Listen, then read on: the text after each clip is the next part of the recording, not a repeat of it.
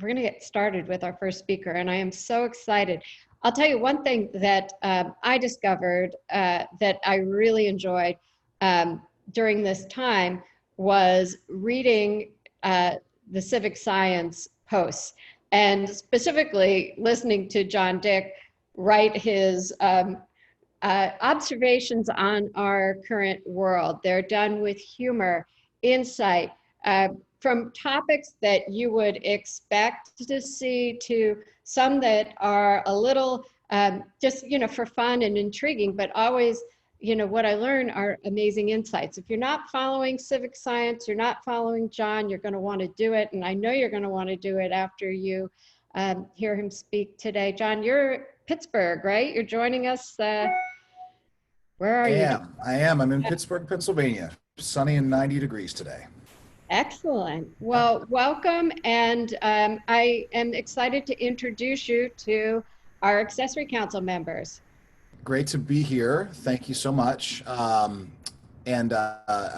sure most of you will get a chance to meet my dog at some point during this conversation because of the time of day it is. I was saying, I think our dog may dislike the Postal Service more than anybody in Washington right now, judging by his reaction on a daily basis. So hopefully he doesn't become too much of an impediment for us. I need to share my screen. Here we go. Are we all seeing my slides? We can see your slides. Well, here we go. All right, great. How's that? Good? All right. Perfect. So I'm going to tell everyone a little bit about civic science before we get started, just so you understand a little bit about where the data I'm about to share is going to come from. I know you have a lot of other speakers. I'm going to share a lot of great content with you. We're going to really focus on the consumer today. That's really well, one of the things we say about civic science is we don't study things, we study people, and that's really going to come through. We're going to talk a lot about sort of the state of today's consumer and the obvious sort of backdrop of COVID. And our business is really about trying to study all of the things we can that are influencing consumers from all of the different dimensions of our lives. And we're going to cover that, but I want to give you a quick sense of where our data comes from. So Civic Science is a survey company. I wish there was a sexier word to describe it.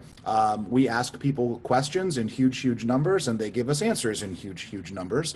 We had a very clever idea about a decade ago of implementing polls and surveys and quizzes inside of the content people were already consuming on the web. And it allows us to do a lot of really cool things at really unprecedented scale. We've got over almost 100 million people now in our database that have answered our questions. We're up to almost, in some days, 7 million people a day answering. We cover thousands of different topics, which is going to sort of help to paint the tapestry of insight we share with all of you today. Really important, these aren't like paid survey takers. They're answering kind of just for fun to see a result at the end, but it's been highly validated and peer reviewed, and happy to get into more of that with you. But the really important thing is that massive amount of survey data we gather allows us to study things that were kind of unstudyable before. So we built some technology at Carnegie Mellon a decade ago, which is really the foundation of the business, that allowed us to sort of explore the relationship between those thousands and thousands and thousands of different questions and find patterns and correlations. And we're going to talk about that today. So, of course, we've been studying things since 2011, but the focus of that evolved dramatically around March, actually a little before March, when we first started to see the risk of COVID hitting the U.S. We began taking a close look at it, and a few things have not changed. Number one, which I've been doing, I've had a version of this slide in presentations probably since early April. We talk so much about governments that are open and states that are open and cities and counties that are open, and everybody sort of belly aches over what the rules in this county and that state are. I guess I just want to reinforce for all of you how little that actually matters. What matters is what the consumer thinks, period. Nothing affects consumerism today, and nothing is going to affect the recovery of our economy more than what the consumer thinks. These numbers have actually evolved a lot over the last several months, but the point is this, well over a third of consumers are telling us today that no matter what their state or locality does, they are going to remain in quarantine, period. 1/3 of consumers, no matter what their states say they're going to allow. 70% say they won't resume most normal activities regardless of what their state says. So we're really dealing with a landscape and a future that's dictated by the comfort level of the consumer to re-enter the economy. And unfortunately, those numbers started going in the wrong direction. You can see here, we look I would focus on the orange line really, which is the I would remain in quarantine group, that had gotten all the way down to about 19% of consumers in the early part of June before skyrocketing back up to 37% in the early part of July. It's kind of leveled off a little bit, but we're still way worse than we were, say, 2 months ago. As cases started ramping back up, and once states started reopening, and people chose to kind of flaunt social distancing, we saw a reverse in trend, and it's still not anywhere where it needs to be. And so there are really three things that we would talk about that have really impacted the way consumers think. So if we agree that consumers are going to dictate our recovery, what are the things that are dictating how consumers feel? And they're kind of, I'm going to share them actually in reverse order in terms of importance, believe it or not. Consumer confidence, or what we would call the macro economy, is number one. So we publish an economic sentiment index at Civic Science. You might be familiar with the Consumer Conference Board or Michigan Consumer Sentiment Index. It's an instrument not unlike that, where we're measuring people's attitudes toward the economy and the job market and the housing market and so on. And as you can see, in late March, when lockdown started, those numbers plummeted to depths we haven't seen in almost 11 years of studying macro sentiment. It did begin to improve pretty significantly into the early parts of June before falling off of another cliff, and then somewhat surprisingly actually bouncing back a little bit in the last 2 weeks. We believe that news of somewhat declining cases in some key places like New York have had some influence on that, but ask me 2 weeks from now if that trend has continued or not. And what does that mean? Why should you care in retail or apparel or whatever category of retail you're in? Why should you care? Because these things affect our spending, period. Our spending appetite, our spending wherewithal, our spending capacity are all very heavily affected by our view of our personal finances, our job status, and so forth. And what we've seen, probably no surprise to any of you, is that since the pandemic began, 46% of consumers, so almost half, are telling us that they have cut back on spending since the pandemic started. 13% of people say they're actually spending more. There are a number of different ways to explain that, and I'm going to touch on one of those in the next slide. Of course, there's certainly the people who are concerned economically, who've lost their jobs, who are cutting back out of necessity.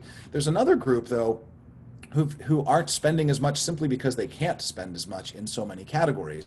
All right, and one of the inverse trends that we're seeing that helps to substantiate that is the decline in credit card debt that we've seen since the pandemic. 44% of consumers say they've paid off all of their credit card debt since COVID started, and only 7% have taken on more.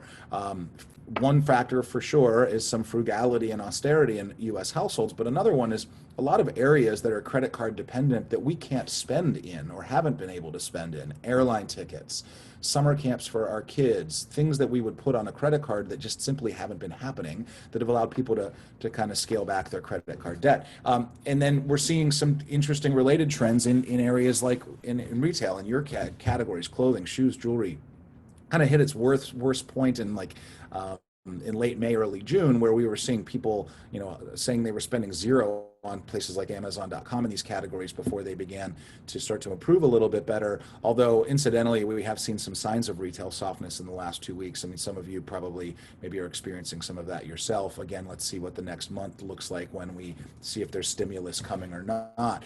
In the short term, we're also starting to see a level of price sensitivity increase. This tends to correlate with our economic sentiment data. Spending in the clothing and accessory category tends to be can be a price sensitive category, and we're starting to see that price sensitivity climb throughout July and into early August. I think that's something we want to keep an eye on, particularly if any reconciliation in Congress over a stimulus package takes and drags on, and unemployment insurance has come to an end. It's going to have an impact on price. So here we are, still now that approaching a second wave of stimulus. When we ask consumers what they plan to do with their stimulus check, should they get another one, we still see that 61% of consumers say they're going to either save it or use it to pay down debt or bills. We may not see a massive flood of new spending in non-essential categories, which I think a lot of us would probably be hoping for, but that doesn't seem to be the place that we're in right now. So the second big force really affecting the way consumers are approaching recovery is what we would call safety and proximity, which safety is probably a little bit more obvious. We have a series of questions covering, frankly, dozens of topics about how soon people say they will be comfortable doing something in the future, attending a sporting event, going to a musical theater production, going to a small family gathering, what have you. And this is just a subset of those, from some of the best to some of the worst. I would say one of the relative silver linings or good news in the retail category is that it's kind of one of the areas where people have become increasingly comfortable with the safety of shopping in store. The only thing that's slightly above that in terms of over a comfort level is returning to work. But even in the shopping category, we see that 29% of Americans are still saying it could be as much as 6 months or more until they feel comfortable being in a store again, which is a big number. But be grateful you're not in the movie theater category or a large public event would be a concert or a festival or the like. You can see sort of the difference in contrast here between the types of things people are comfortable or confident doing in the near term and in the long term. Even restaurant, it's pretty remarkable to look at the restaurant data that we've still got a larger percentage of people saying it'll be 6 months or more until they feel comfortable being in a restaurant than those who are comfortable eating there now. A full 40% of Americans are saying it will be 2021 until they feel comfortable setting foot in a restaurant again, which is a pretty alarming statistic. What are some of the factors influencing that? I mentioned proximity, and this is really what this slide aims to capture. Proximity is, do you know someone? How close to this virus are you? Do you live in an area with high rates of infection? Or in this particular question, has someone in your household or anyone you know been diagnosed with COVID? To just make quick sense of the chart here, if you look in our little gray box, what we're looking at is basically you can see that the longer out people feel comfortable shopping is very correlated with how likely they are to know somebody who's been diagnosed with the virus. Makes a lot of sense. If I feel it, if I know somebody, I take it more seriously. By taking it more seriously, I become more cautious. There's certainly geographic implications of this, right? We know in heavy, densely populated urban areas where case rates are higher. But this is important as we sort of anticipate the future, sort of where are we going to see in-store behavior or in-restaurant behavior increase. It's going to increase sort of introverted to, or excuse me, conversely to how cases are ramping up in certain areas, right? And we see that also has lots of impact on things like demographics. Women are significantly more cautious about shopping, being out in public places, even going back to work than men are. That certainly has implications in various categories of retail and brands and so forth, as you can probably figure out on your own. And the other thing that I think most people are losing sight of is how important other people's observation of safety measures are to those who are cautious. This is a quote from I got from an email from someone based on some research that we had published about from a woman in Florida who said, listen, I actually in a vacuum feel safe going into a store with a mask on, but unfortunately if nobody else in the store is wearing a mask, it's keeping me away.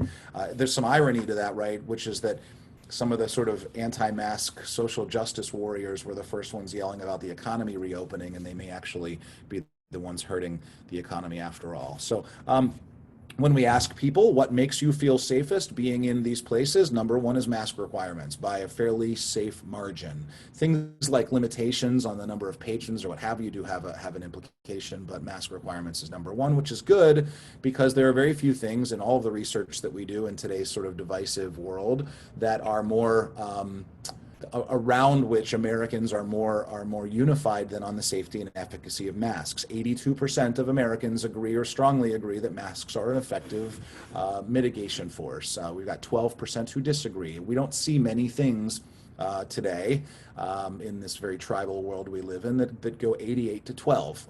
And so that's a good sign, I think, by and large. There's still that 12% that may be negatively impacting the rest of us, but the numbers are pretty powerful. So we're going to talk, that's a pretty good segue into what I think is the most pernicious and probably not surprising to any of you who pay a second worth of attention to the news on a given day, is that political tribalism is sort of the cloud overshadowing all of these factors. And what do I mean by that? When we look at any of these forces, the comfortability shopping in stores, willingness to take a vaccine when one is available, pretty much every factor you can think of that's COVID related. There's nothing more predictive than somebody's answer to those questions, not their age, not their gender, not where they live, than their political affiliation, period. That's the world we are in today. We are making our decisions, or our decisions are influenced by the political orientation of the media that we consume, the political orientation of the friend groups that we're in, the political orientation of the social media networks that we belong to. And as you can see, I mean, the numbers are just, they play it out on every level. Republicans are significantly less cautious about returning to economic normalcy than Democrats are, plain and simple. If I showed you a similar slide where it compared people who watch CNN versus people who watch Fox News, you'd see virtually identical numbers. And that matters a lot as you think about who your customer is, what retailers sell your products, right? Because there are people making decisions about where to shop based on their political affiliation, plain and simple. I'm going to give you some examples of that in a minute. There are even deeper groups within those political segments that are even sort of more concentrated extremes. My generation of Gen X, particularly in the conservative camp of Gen X, is the least cautious group of all. So if you are trying to reach with your product a 35 to 54-year-old conservative male, guess what? That's going to be your best hotbed of people you can get to walk into a store right now, plain and simple. So there are degrees and degrees and degrees of these forces. And so we're going to just spend the last few minutes kind of talking about what it all means. And then I wanted to make sure to leave ample time to answer some questions. So you're sitting there saying, all right, I understand the politics, I understand the health implications, I understand the macroeconomic implications, but how does this play itself out into my categories, right? So one of the things that we track at Civic Science is the favorability of dozens and dozens of retailers. And you can just see a cross section of some of those here. And what we ask is, what we've done here is we've crossed the favorability of a given brand with how comfortable its customers are saying they feel comfortable shopping in stores. Now, to be very clear, we aren't asking them how comfortable would you be shopping at Cabela's or Victoria's Secret. What we're looking at is the favorability of these brands among people who feel comfortable shopping in stores in general, and that's just an important distinction here. And as you can see, the numbers kind of vary very widely from our top, which would be Cabela's, to, at least in this case, our bottom 20, which is Dick's Sporting Goods. Now, you'd say, how different are those two brands, really? They're both sort of sporting goods loosely defined, but if you start to think a little bit about kind of the political orientation in the areas where those stores are more prominent, it might start to make a little bit more sense. If you think about stores that reach more rural consumers, more probably right-leaning consumers, more male consumers, you'd probably have a tough time finding a brand on this list that fits that bill a little better than a Cabela's does. Dick's Sporting Goods, on the other hand, we know, while also being sporting goods related, actually brings in a lot of women shoppers, because those are women shoppers that are buying for their kids, for their youth, sports, sporting goods, and so forth. Also, Dick's has a lot more female-oriented apparel in the stores, right? So you can start to make sense a little bit of what you see here in terms of how these numbers kind of map to some of the demographic, socioeconomic, cultural, and political factors that we talked about earlier. And some things make sense. Walmart shoppers are more comfortable being in a store than Target shoppers.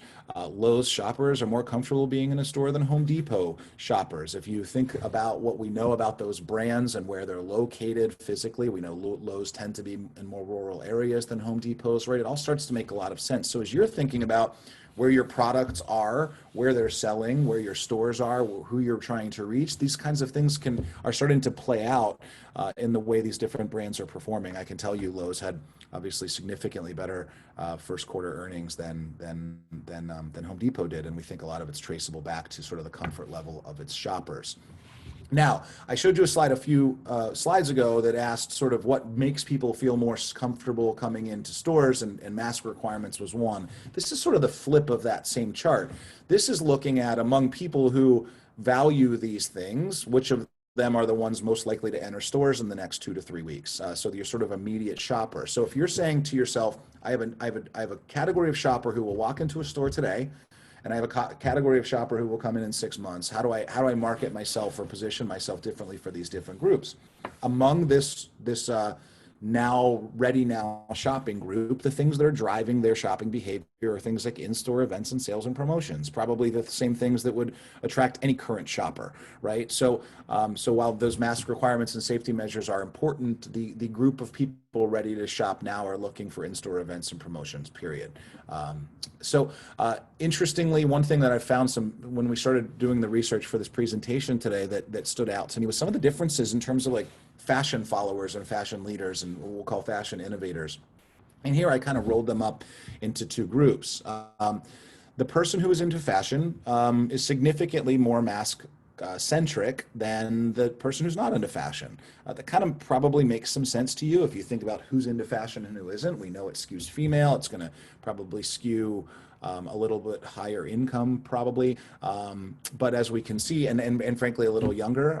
So we're just seeing that the fashion oriented consumer is also the more safety conscious consumer. One thing we've also watched happen since COVID began is a decline in the importance of fashion trends, which has been really declining somewhat precipitously since March. Fashion trends have been replaced by practicality and convenience as the primary factor in purchase decisions. Makes lots of sense. If I'm not out in public and I'm not worried about the clothes I'm wearing and the shoes I'm wearing and the jewelry I'm wearing, and I just want to wear sweatpants and a t-shirt for my Zoom meetings all day, I'm going to be less influenced by fashion trends. However, when we do look at what we'll call fashion innovators. So here's our blue box, which is the people saying I'd be comfortable shopping in stores now. They're more likely to be the group that consider themselves fashion innovators. That's a pretty large difference, say, between the groups that are in the two months to 4 months category in terms of when they're comfortable shopping again. A fashion innovator, if you can deliver on the promise of safety, meaning wear a mask in my store, you're going to bring a really frontline fashion person into your brand, into your category, because this makes purchase, that fashion innovator, which we'll call them an early adopter or a market maven, being the first one to get in those stores and buys things is a really, really important factor of that person's personality. And that has not changed since COVID began. So there's a group of consumers you can talk to bring them in to be on the front line of a fashion trend you might be trying to move forward as we come out of this crisis, hopefully sometime in the coming months. And what sort of kind of brings all of that together is the importance of social media and reaching that particular consumer. There's nothing that influences that fashion forward fashion innovator than the importance of social media on their purchasing behaviors. And as you can see here, the consumer who says, yes, I'm comfortable shopping in stores now or very soon is the consumer who's most influenced by social media. So to the extent you're investing in Instagram and Facebook and influencers and the like, that is probably even more now the most important place for you to be in terms of trying to reach and influence the consumer that you care about. So covered a lot of ground there. There's so many other things that we study. Happy to answer questions about things we didn't cover, or if it doesn't come up in the Q&A today, you're welcome to reach out to me. There's my email address there at the bottom. We do get into a lot of category level insights. I know there's such a diverse group of people involved with the Accessories Council. I couldn't get into enough detail on all of the different areas, but we study shoes and jewelry and apparel and lots of other things you probably care about down to the brand level. But more importantly, what we're trying to do here is help you understand how all of these outside forces are affecting the categories that you're in. We know the companies that we work with spend so much time studying their narrow category and their price and their assortment and their color and so on, and oftentimes forget that there are these really, really big forces affecting the consumer who walks into your store or buys your item online. So that's the end of the canned presentation for the day. Great to be here and share some of these insights with you. Happy to answer questions on really any topic you'd be interested in asking about. So I'll hit pause there. Karen, what kind of questions are we getting? I have one question. I'm going to find her in the mix because I want to make sure that I ask it properly. Elizabeth, I'm unmuting you, and hopefully you will ask the question so I don't butcher it. Are you on? Looks like Elizabeth is on mute. Okay, I think I'm unmuted. Can you hear me? Hi, Yeah. Elizabeth. Oh, hi, how are you? Good. First time caller, long time listener. That would be me. Oh, yeah, I My guess question, right. I think all of the points that you made are really interesting. I've been asking and thinking about these questions myself as a journalist. But I was wondering when you're talking about people being fashion forward, like the fashion forward customer who really, is going to keep the ball rolling and shopping. I wonder if a lot of times I find that fashion forward customer is the customer who will spend their last $1,500 on a pair of shoes before they pay their rent.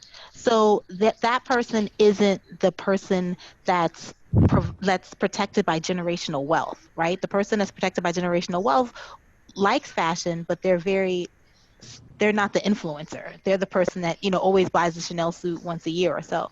So how does COVID kind of affect that customer who, is pretty much living paycheck to paycheck? And as long as the paychecks are coming in, they can buy something fabulous and be the influencer and do their online social media stuff, but now that COVID has happened and people, jobs are scarce, what does it mean for that person? Does that make sense? I'm sorry. Oh, it does. And the complicated thing about that question is it depends on what week you ask me, right? Because there are Mm-hmm. so many, we had the boost of economic stimulus checks. We had the boost of extra unemployment insurance checks coming in. I think that buoyed the consumer uh, probably artificially for a period of time. And I think what the one slide I showed that kind of demonstrated the early cracks in price sensitivity we're seeing is a symptom of the other side of that mountain because those stimulus checks had worn off. There's now the fear about unemployment insurance not coming back or being smaller, and so you're seeing that. I think it's precisely the consumer you're talking about, because if I'm safely employed and or I have generational wealth, then I probably have more money to spend right now. I'm probably less price conscious in the categories where I can spend because there are just so many categories that I'm shut off from spending in.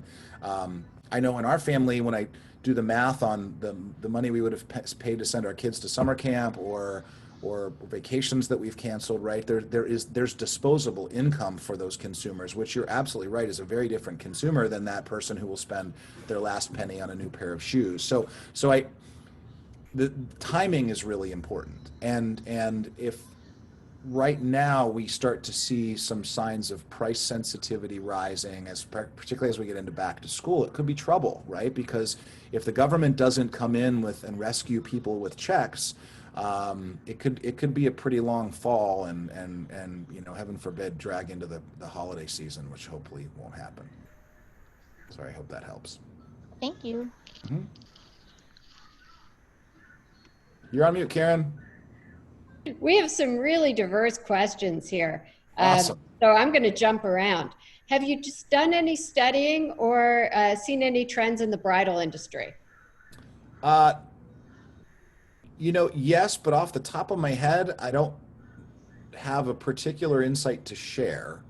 Um, Weddings are being rescheduled. They're happening or beginning to happen. If whoever asked that question, if you'd like to reach out to me offline, off the top of my head, I don't have a stat to share with you on it, but I know it's something that we pay attention to. Great. Yeah. I put your email into the chat, so Great. there. And if anybody has questions, you can reach out to me, and we'll be able to pass it along. One thing I know, because I did look at this recently, is one thing I would be probably optimistic about is the things that people will spend on for their wedding differently than they would have, say, a year ago, right? They don't need to spend a fortune on a huge wedding hall because they can't fill a huge wedding hall. They're less likely to have a destination wedding that's going to involve a bunch of people getting on planes. So presumably they would spend that money that they had budgeted for those weddings in other categories of wedding expenditures. Great. Well, the questions are coming in, so I'm going to try to get to as many as possible. Here's a question about consumer feeling comfortable returning to gyms or studios. It says, I would assume this would correlate to the data you presented, or was there a difference? No, and in fact, because I couldn't fit everything on one slide, that's one category sort of, you're touching on a few different ones, sort of salons and such, and as well as gyms, are actually on the higher end of the comfortability spectrum, particularly for people who frequent those types of things. There are certainly, let's put aside the people who don't go to the gym anyway, or people who don't go to salons anyway. The people who do those things are in the feel safer doing those things. I think it's even better than restaurant. And if I recall off the top of my head, in fact, yes, they are better than restaurant. And largely because we don't have a whole lot of contact tracing evidence that the COVID is being transmitted in those places. And by and large, those places have been very vigilant about their safety measures. They fall in the category of things we put higher on the safety and confidence spectrum than say, large gatherings and sporting events and such. Gotcha. Any insight on the Amazon effect, especially if they acquire JCPenney's or Sears to use as fulfillment centers? Do we think there'll be backlash? It's probably a little bit out of my frame of expertise in terms of what backlash there could be. Consumers go where the deals are. Consumers go where the inventory is. Consumers, we did actually just publish on Saturday. If you read my email, which I'm happy to sign people up for, we did look at Amazon's Amazon Plus four stores or something they're called. There's essentially the stores they're going to put in shopping malls, and the consumer intent is quite high. I mean, people are very interested in the concept and will go into malls to go to an Amazon store. And so I don't know if there's backlash, but I think it could have an impact on the market for sure. Great. Here's a good one. Do you have any insight on the increase in the movement towards sustainability on consumer choices? And maybe to add on to that, how does this, does COVID impact our feeling about sustainability? Well, that's a great multifaceted question. It has changed since COVID started because people care more about sustainability and environmental impact when they can afford to, right? And so when we see price sensitivity rise, we generally see concern for those kinds of things fall almost in parallel, or almost in inverse manner to one another.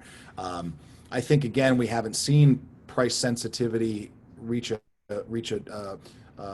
crisis point because the consumer's been sort of buoyed by spending capacity to this point, but I would worry about if it gets worse and worse and worse, whether sustainability is all that important. I will say the one thing that has risen in dramatic fashion in terms of importance is local. Local retail, local retailers, local restaurants. I think because people have been so glued to the news, the stories they see and they feel are the restaurant down the street that's been shut down or the store down the street that hasn't been able to open. Local has leaped above and beyond sustainability in terms of the non-monetary driving force of consumerism right now. And I suspect that'll last for a while. I'm going to go back to another question in the chat area. And I'm thinking this goes back to one of your slides, John.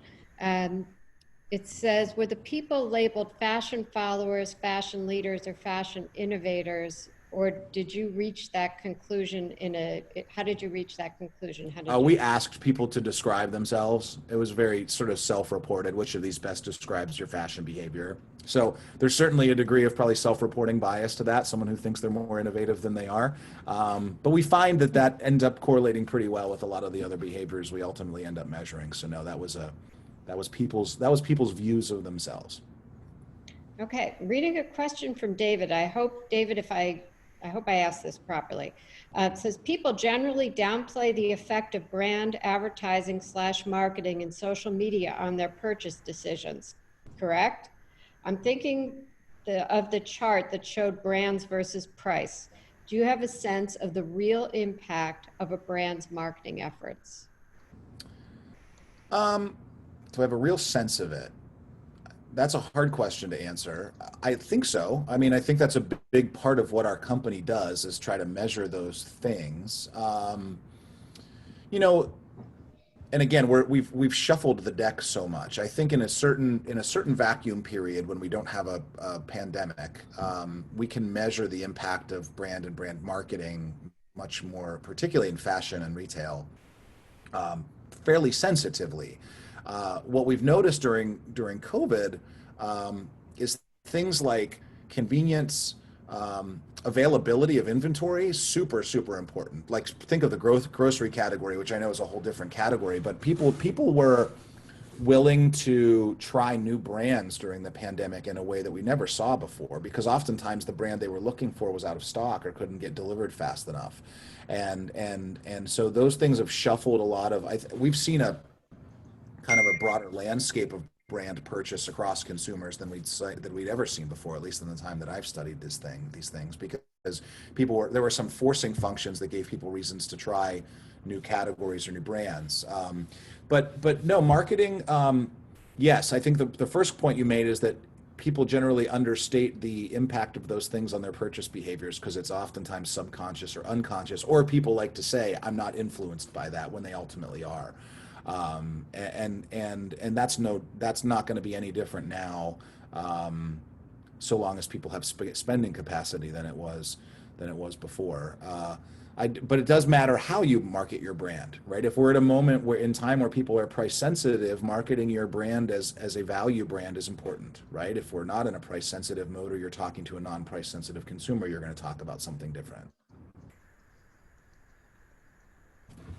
Okay, we have one more question we didn't get to, and we have time for it. So it says, do you feel people who have a certain income are simply saving more rather than spending?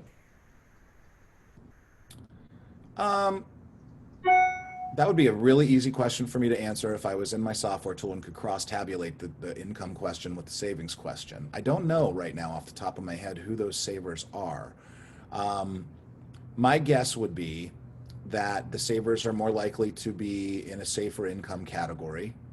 And they may be saving almost sort of by serendipity as opposed to like intent, right? Because again, there's just so many categories that money can't be spent, large categories, where people are putting that money into a savings account instead of sending their kids to summer camp. Sorry to use that example again. Whoever asked that question, if you wanted to follow up with me directly, I can get you a very clear answer on that correlation in probably about 3 minutes. I just don't know off the top of my head, but my intuition is that saver is, of course, going to be probably upper middle to upper income category spender. And if anyone else didn't get to any questions, again, my email's in the chat. By all means, please reach out. If there, and I don't know if Karen, if there were any, I guess that was the last question that you got, but if there are any others that come along, I'd be happy to answer. I got through the questions, so thank you everyone for sending them over. We will be able to share your information. John, if they want to sign up for the Civic Science newsletter, how do they do that?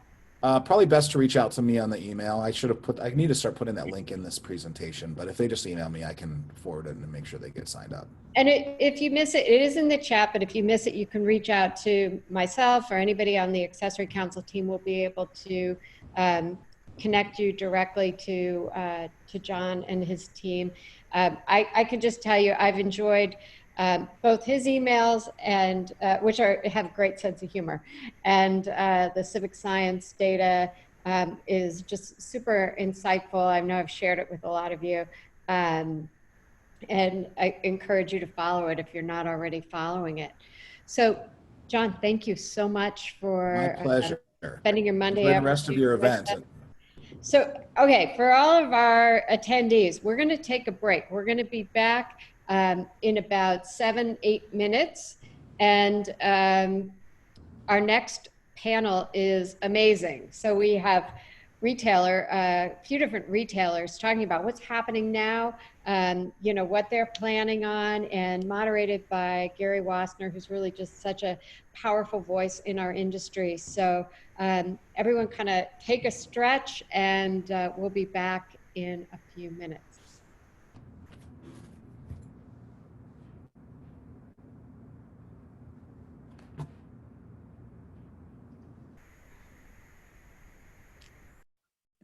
There's something to do all night.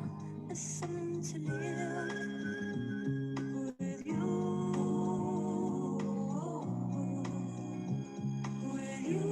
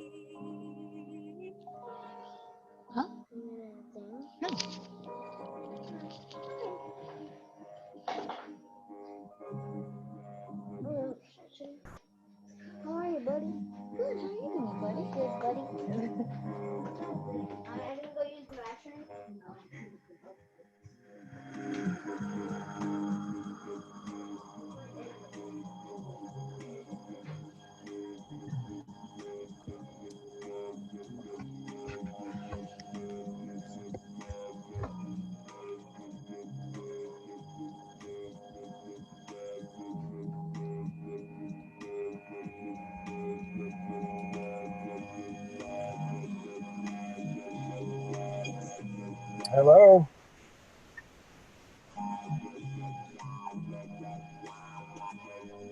Do you have a red screen? Are you looking at a red screen? I'm looking at a red screen. First disabled the video. Wait, don't go yet, please. Before I put this right. Because not everyone's in, so you're good.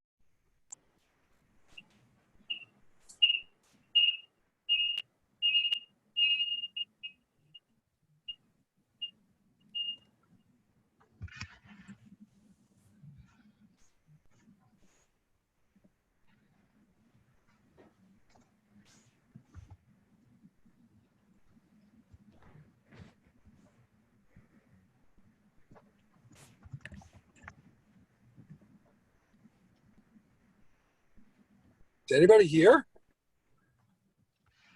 I'm here. This is Haviv at Showfield. Oh, hi. Hey It's guys, Gary. we're going to How are get you? started in just a few minutes. So we're just on a okay, break there's right the- now.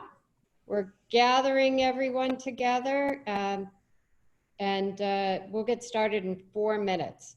And then if you could just, we'll unmute you and turn on your video then. Sure.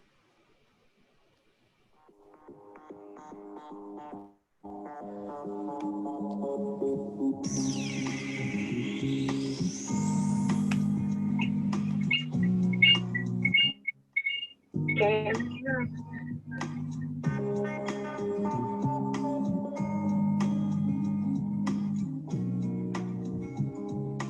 All I need is time to get behind the sun and cast my weight. All I need is peace, this mind I can celebrate.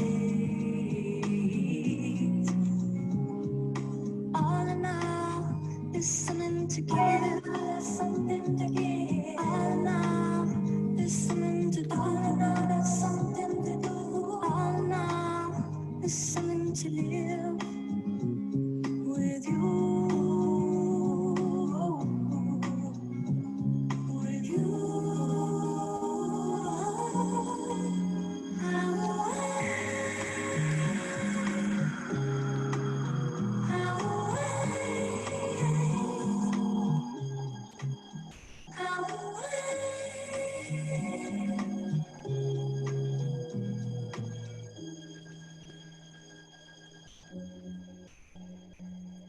All I need is a sign to get behind the sun and cast his waves. All I need is a place to find, and then I'll celebrate. All in all, there's something to give, something to give. All in all, there's something to do. All in all, there's something to do. All in all, there's something to live with you. With you.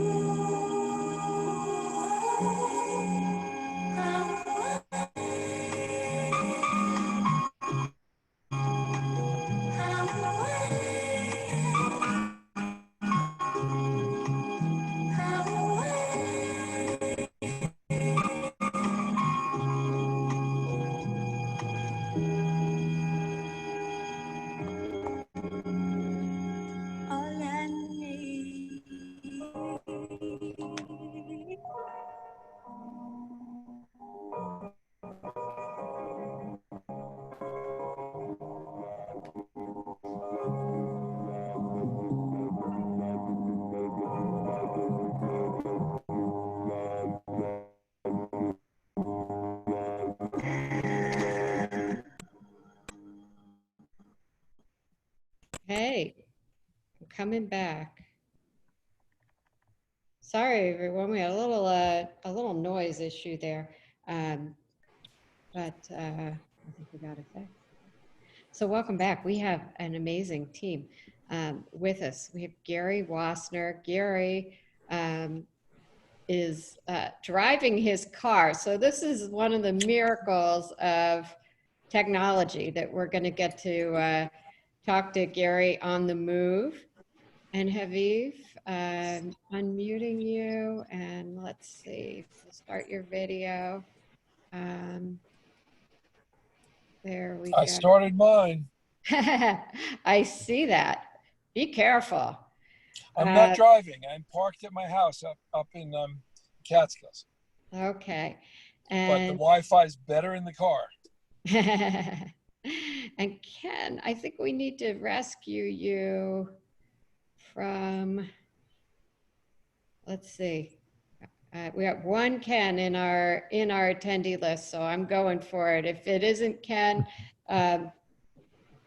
just give me the sign, and we'll put you back as an attendee. So, you can't do a business workshop right now without talking about what's happening at retail. And I think Gary knows. I'm just a longtime fan and kind of in awe of the voice that you've given to our industry, not just during the COVID time, but always. Just a really practical leader across the fashion and accessory world. Gary, heads the Hilden Group, which is one of the esteemed factors. He is responsible for launching and working with some of today's most popular brands. He has been an advisor, a mentor, a Fashion Week figure, and thank you for joining us today. Haviv? My pleasure. Showfields, I mean, what a concept. Really reinventing retail. And we loved the experience. We loved what was happening there, and can't wait to hear how you are morphing. I have no doubt that morphing your business. So we're looking forward to hearing from you. And Ron from Intermix. Ron, old friend back. Ron has presented to our team over the years, and a totally different retail concept. Ken, I don't know if that worked for you. If you're here, give us a heads up. But in the meantime, I thought it might just be interesting, Gary, to start off by, what are you seeing? What's happening out there? How are your companies doing? Sure, I'm happy to. We deal with so many brands. Let me just fix this camera. It's like awkward.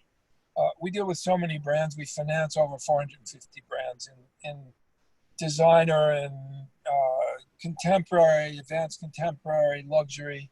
So we see and deal with every retailer. The way we work is our relationship is directly with the retailer on behalf of the brand. So I communicate with every one of them, the CEOs of all the majors and all the owners of specialty stores on a regular basis. Some accounts like an Intermix may buy 100 brands from us, 80 brands from us, Neiman, Saks, Nordstrom, even more. So our relationship is very symbiotic, and it's very informative. Somebody asked me the other day, could you give us a 12-month projection? And I said, are you kidding me? I'm working on a month-to-month projection right now. And I think that's the only way we can look at retail. We can work on month-to-month based upon the virus, how it spreads, where it's peaking, where it's ebbing. And then we can do some projections for that current month. The month of July happened to have been very good for many, both brands and retailers. I think there was pent-up demand. Stores were reopening. People were getting used to the kinds of shopping that is now required and that is now possible. There aren't many things possible anymore. So personally, I'm always very hopeful. During times like these, we invent, we create, we find ways around, and new things emerge in a synthesis of all of the problems that we're dealing with. So we're seeing them starting to emerge now. Trend, buying trend, change in calendar, which I'm very involved in, change in markdown cadence, which I'm very involved in. So we're seeing a lot of positive changes in the industry. What we need to deal with is brick and mortar. We need to deal with the size of stores, the comfort of the consumer in the stores. We need to deal with the relationship between the wholesaler and the brand. The retailer and the brand. It's a strained relationship now. It doesn't need to be. And I think we need to talk about things later in this, as such as marketplaces and so on. But as I said, there's no way to project at this moment beyond the actual moment we're in. So I'm curious to hear everybody else's thoughts. We're going to question and dig into the state of retail today. Hey, I'm going to toss to Ron before you start. And everyone, Ken is trying to get on, so he should be joining us shortly. But hopefully by the time we get to hear from Ron and Haviv, we'll have them pop up. So Ron, go ahead. How are things? What's happening? Thank you. Can you hear me okay? Yes. Great. I'm coming to you live from Intermix headquarters today. We're actually styling our holiday lookbook. And I think what's important about that is the styling of holiday 2020 looks very different than the styling of holiday 2019. And I think that's important to Gary's point of, like, you actually can't predict what's going on. You know, we even thinking about fall, how we're presenting fall in stores is very different, I think, than we would have even thought about it 90 days ago. So the idea of like constant evolution, constant change, really thinking about the client and kind of what she's looking for has really never been more important. But I wanted to go back for a moment for those of you that don't know a lot about Intermix. So Intermix was founded 27 years ago this fall, and it has always been that kind of special place that is highly curated, highly mix of brands. On any given season, we are working with about 100 plus different brands, and from the highest end of luxury to our own private label business to our own kind of entry and sportswear brands. But that mix has always been what's important at Intermix. And so as I think about the store component, I put it into kind of three big buckets. So one is full store closure, like what happened and how do you meet her demands when all stores were closed. So it really was about ship from store, curbside via buy online, pick up in store, brands that had that, and of course, just continued website growth. During the partial reopening, which started to happen in May, but continued through June and July. And we are now actually 100% of our stores have reopened across North America, which is really great news. But then it's the health and safety conversation, ship from store, expansions, expanded curbside pickup, which could mean, I'm shopping online and I'm shopping in the store on FaceTime, and then I'm picking it up curbside via mobile POS. I'm doing consignment, which was always a big part of our business, but consignment has continued to grow, which is really, we curate it for you and you shop at home. Appointment setting, potentially before hours, after hours, expanded chat functions on our website through a vendor called Hero. And I really think about it in terms of however she wants it, we need to make it happen, whether that's kind of in traditional e-commerce shopping or that mix of store shopping, e-commerce shopping, whatever that looks like, is really our responsibility as a retailer to turn it back around. And then the last thing that I would say is the importance of curating the assortment based on demand has continued to evolve. So every store for us has a different window mix. Every store has a different assortment. Every store presents something different at the front, and really understanding who your customer is and what she's looking for, and how we can deliver it. It's certainly not a one-size-fits-all business anymore. You have to curate more than ever in the size of your fleet, the size of the store, and the product that you're giving her. As the moderator, I'm going to jump in and ask you a question. Sure. How important a role did personal shoppers in your store and your sales associates play in the volume that you generated during the shutdown? So the stylists at Intermix are really kind of iconic in their standing in the industry. They are some of the best salespeople and best stylists. And so their role and that relationship with the client was very important. And so whether it's, I'm chatting with you like during store closure, I'm continued communication. I'm now I'm styling people on a chat function. I'm doing outreach, I'm doing consignment. And so that relationship was so important. And in many cases, our best clients were the first ones back because we maintained that relationship. And just one follow-up before Karen moves on. All the retailers I speak with, including your president as well very frequently, tell me that certain categories have been very popular. Kids, home, beauty. Women's ready-to-wear has really been a challenge. Now, you're primarily women's ready-to-wear. Have you found that as well, and have you compensated for it in other categories or other product lines? Yeah, so what we've discovered is that she's much more casual today. Intermix is often, when you think of that place, I need to find that great dress, I need to find that great piece. All the events of the summer season, all the travel I would normally do during the summer, you really do think, Intermix is the place to get it. So we've pivoted much deeper assortment in denim. Denim shorts were a big trend for the season. More casual tops. The jewelry business has never been stronger. The shoe business, particularly Goose, has never been stronger. Fine jewelry. So her aesthetic was very different. She wasn't buying dresses, so we had to give her separates. So that was where all that brand conversation happened of what do you want to get out of and what do you want to get into. And so that where I think we're winning is the fact that we could pivot quickly and change how the store looked, how the store presented itself, and the assortment, which I know a lot of kind of single brands struggle with. Okay, I lied. I have another question for you. Sure.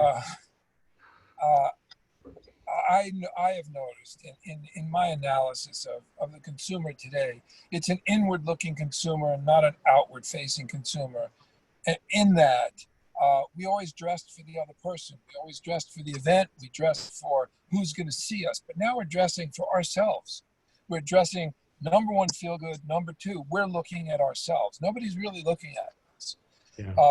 How has that affected the assortment and your purchasing going forward? Because some of this is going to endure. Yeah, I think it shows in her, not only her casual style, but her level of comfort. So what we're also seeing is in resort cities and markets where normally she would be traveling, she's staying home. So she may not want as much kind of luxury at home. She wants to be more casual at home. So exactly to your point, Gary. How do we deliver that? So when we think, as we're doing a holiday right now this week, is it like cashmere separates? Is it the kind of jogger pant and the matching sets that we haven't actually done for a long time? That has become an important trend. So it continues to shift and think about, you're right, I'm dressing for myself, but I also want to be comfortable and chic at the same time. Yes. Yeah. Okay. Karen, how do you want to handle this in terms of the other participants? Well, welcome on, Ken. I'd love to have Haviv and Ken just kind of give an overview of what's happening. Haviv at Showfields, and then Ken, welcome. Thanks for jumping on, and then finding out what's happening in American Dream. So, Haviv? You're looking to me? Ken, we'll get you in a second, Ken. We're going to get Showfields to talk about what's happening there. Yeah, thanks. I'm excited to chat with you guys.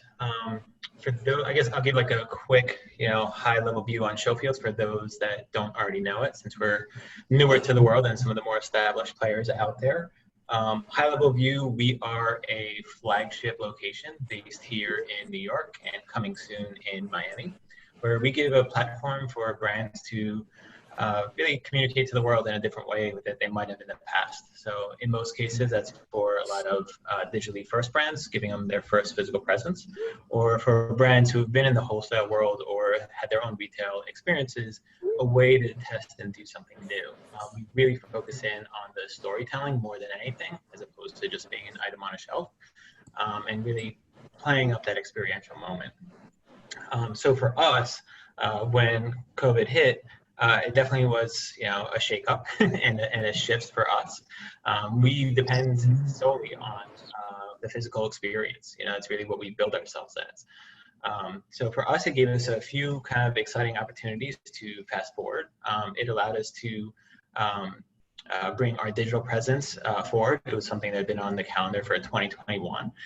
So they're different than or similar, I should say, to how we approach the physical world, where we really want to do things differently.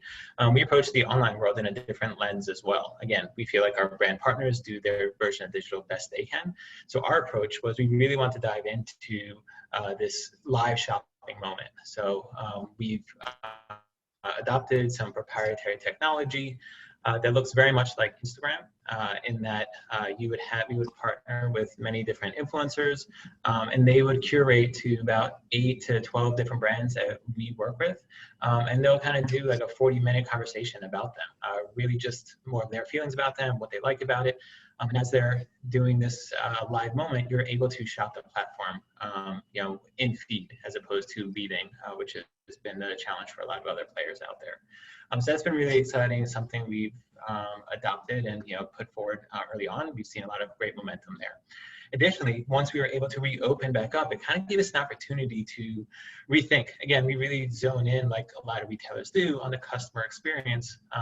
Thinking for us, we have a little bit more room to play because we're not kind of tied into how we've done things for such a long time. So where before, I would say we were very much on the experiential and getting in and touching everything and making sure you really experience everything. With all transparency, a softer foot traffic than we've had pre-COVID, and I'm sure as all retailers do. So it allowed us to really zone in on giving every customer that walks through the door a personal experience, which has been really wonderful. And every week we're trying to amp it up a little bit more. So it really feels like the old school of retail, which is when we built our model, we really referenced those guys. Yeah, go ahead. Do you do the fulfillment or do the brands do the fulfillment? So we do, it depends. So, on the in-store, we do the fulfillment because it's just an in-store transaction. But what's really unique about our model is there's really no lift from a tech lift standpoint. So if a person comes in and they want to shop in-store, great, then we have the inventory right there. It feels very much like a consignment model in that way. But if they want to shop it online, we just backpatch into the back end of whatever platform they run on, whether it's Shopify or Magento or any of the other players out there. And we just essentially route to their back end. So the brand owns that customer fulfillment experience. So you're not out there purchasing inventory, taking inventory risk. No. Yeah, our model is built around a membership fee. So a brand will pay like a membership. Somewhat like a preliminary Farfetch. Yeah, I guess so. In a way. Other than it's not the retail stores; it's the brands that you're dealing with. Yeah, exactly. Yeah, so we're dealing with brands. They, we come together and brands pay a monthly membership fee, which is how we monetize. That's our business model. It allows us to not hold any inventory. It allows the brands to really focus in on the story that they want to tell. I'd say in the wholesale world, a lot of times and I've come from retail 20 years prior, a lot of times you're at the mercy of what the buyer wants to push out in front. Sure. I might have, this item I have another brand that's, kind of best in class at that. So I want to showcase them for that. I want you to do this. And, in the old world of Ralph, when they first opened their stores, they had a great wholesale presence, of course. And when they opened their stores, it was the first time they got to tell their whole story. And we really want to give it's a digital marketplace. As I said earlier, we're moving more into a marketplace environment, both at brick and mortar and a digital, because it just makes a lot more sense, the sharing of the burden of inventory. Yeah. I think we have to figure out a middle ground where all of the inventory responsibility isn't on the brand when it comes to brick and mortar retail. But we'll get there. We'll get there. This is one of the new necessities of this new marketplace and environment. Yeah, and it gives the brand a lot more control too, right? Because if the retailer isn't owning the inventory, then I'm not worried about the markdown cadence that has to come with that. And well, I'm not the European luxury brands have always done this, and they dominate their relationships with retail because of it. The LVMHs, the Richemonts, the Kerings, and they dictate terms. They swap merchandise. They do it all on their own. They control sale prices, and yet they have their presence in every major retail outlet around the countries. So that's the marketplace. I think you nailed it exactly. So it's putting the power back in the brand's hands, and us being the curator and allowing, kind of like all the challenges of getting to retail, letting that fall in our hands, letting them. But for small brands, it brings the inventory risk back to them, and they have to produce product that isn't pre-sold, and that creates a different conundrum for financing and other aspects of running a business. So we'll get to that later. Yeah, for sure. I think in today's world, with just being the one store and, in a few months, 2 stores, I wouldn't say the inventory risk is something that they're producing in addition to. It's more of, utilizing the inventory they have to showcase who they are and obviously creating that halo effect. So, they show more sales online, or obviously what we're doing in store. Great. Hey, and Ken, welcome. We'd love to hear what's happening at American Dream. And then Gary, it's all you. Thank you. I'm glad I was able to get on. Thank you for sending me the other link. The world of living on a phone. Gary, I want you to know that I'm not only dressing for myself, I'm dressing for you while I'm on here too. You always dress for me. I know that secretly. We're waiting for a date at American Dream. I feel like I'm 13. I'm waiting for a date. I'm waiting for a date at American Dream because, as many of you know or may not know American Dream, as Michael Kors referred to us, we're a unicorn. We are one of a kind. We are a different property with 45% retail, 55% entertainment, and we're the home of the first DreamWorks water park. We have an enormous Nickelodeon theme park.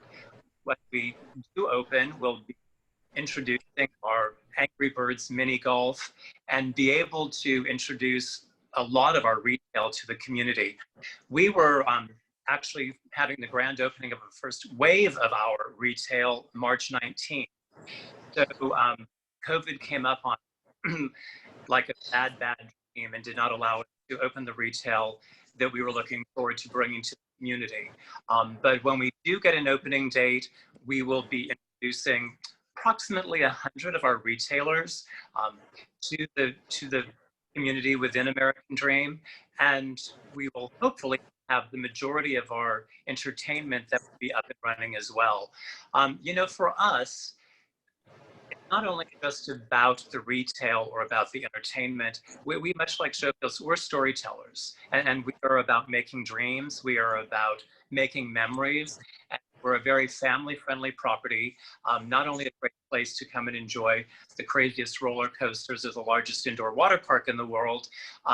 We have many things a person can come and enjoy, including our secret garden that's within our greenhouse. But we've been working on not only continuing on with the construction and the completion of the project, creating an environment that will be comfortable for our guests when they return. And I think in the COVID moment, it's not only by the actions that you say you're doing, I believe it's by the actions that you will see on a property that your customers actually will interface with when they're with you. And so we are putting together a very strong comeback where when family guests return, they will feel how we have brought to them the safest environment and the most comfortable environment for them to spend time in these very challenging times when I think everyone's looking for an answer. Answers are few and far between, but we want our guests to know that we everything above and beyond, that when they come to us, it will be the most safe and comfortable environment they can possibly. So that's what's happening right now. I've been a fan and a supporter of American Dream as a concept since the Ghermezian family took over. And I believe even more so now, if it's done properly, it's going to be a safe haven as opposed to a frightening environment. And I know I've spoken to Don a number of times as well about how to manage the crowd so that it's not overwhelming. The hygiene won't be a problem. It's an enclosed space. I think you do have some major hurdles, and those hurdles are of course, what we all know, a huge water park with hundreds of people that can fit in it, thousands of people. It's going to be challenging in today's times to figure out a plan that's going to make everybody comfortable and safe, but I'm sure you guys will do it. As far as retail is concerned. Gary, as you can imagine, we are working closely with the CDC. We're working closely with the state of New Jersey. We're in constant contact with the governor's office. We will not be opening the property with thousands of people in the water park. We won't be able to. We will have a very limited group of people that are joining us. You know, the interesting thing about the water park, because of the amount of chlorines and things that are in the water, it's actually safer. It's for all intent and purposes, a safer place to have a good time. And we up the amount of housekeeping. We are making sure that every time you're on a ride, it's being disinfected. We have a very, very robust COVID program, and you don't only see it within the property. We've developed a Dream Safe app. So before you come to the property and while you're on the property, you can know what we are doing to make the experience as safe as possible for our guests, but also what you can do while you're on the property as well to ensure that you're more safe. So I think this kind of communication, it's the new way that we really reach out to customers. You know, we have advertising campaigns, we have messaging campaigns, all very important. But I think that the messaging of the moment is letting our guests, our customers know that they are of the utmost importance to us, and also that while we're taking care of them, we're also taking care of our community of dream makers who work for us, so we can ensure that they're safe as well while there are people coming and visiting us on the property. Yeah, as far as retail is concerned, I think the smaller footprint of a retail establishment is going to be a more comfortable one for the next at least year. I know you have a combination of large and small retailers. How are they compensating and coping with opening up and making their environments safe for everyone? Well, you know, many of the retailers who are going to open with us and have not opened yet because of the restrictions within the state of New Jersey are already open, not only here in New York, but around the country. Certainly, we have this physical distancing that is in place, not only within our entertainment on the property, but also within the various retailers and even grab and go dining that we might be able to open. We have physical distancing that is outlined in front of the store. Just lost you, Ken. By square footage had determined the appropriate amount of guests and customers that can be within each one of those establishments. I've actually been working very closely with Gensler, one of our architect groups, and we have space by space, lease by lease, outlined the amount of people and the capacity within restaurant capacity within the stores. So it's more math than I've done since high school and college, I have to tell you. But well, now I have a tough math question for you. In New York City, we've seen commercial rents dropping by 15 to up to 30%, depending upon the location. How has the COVID pandemic impacted your negotiations for tenants and expectations on sales per square foot? You know, it's really a case by case situation, and that's something that I leave to Don and his team, because I'm really I'm the creative juice behind this project. You know, we've been very fortunate, even with some of the companies that have filed for Chapter 11 and stores that are beginning to disappear within the retail landscape. We have actually have new people who have been touring the property, all socially distanced, of course, who are looking at taking leases because they're excited about what this project represents. And Gary, as you said, you're a huge fan. You know, the project was a futurist project to begin with, and at no point did anybody have the ability to foresee what COVID was going to do. But when you realize that in the world today, it takes more than just a store to attract a customer, you need a building that can transform itself and has transformational properties. We have the ability in challenging times to transform what we're doing so we can literally be nimble in the good times, and it's allowing us to be nimble in these challenging times as well. So building with a very futurist point of view has actually been an asset to us, as opposed to sitting with an old shopping mall model that many people are trying to figure out how to deal with at this point in time. I've been telling both brands and retailers, versatility is the key today, to be able to change course quickly, to be able to adapt to changes on a daily basis, as we cannot predict very accurately what's going to happen in the next 6 to 9 to 12 months. So versatility, adaptability, and flexibility are the terms that I think we need to apply to anything that we're endeavoring to do. And I think we've always done that there. And I believe that as a new concept in retail and entertainment, your potential for success is still enormous.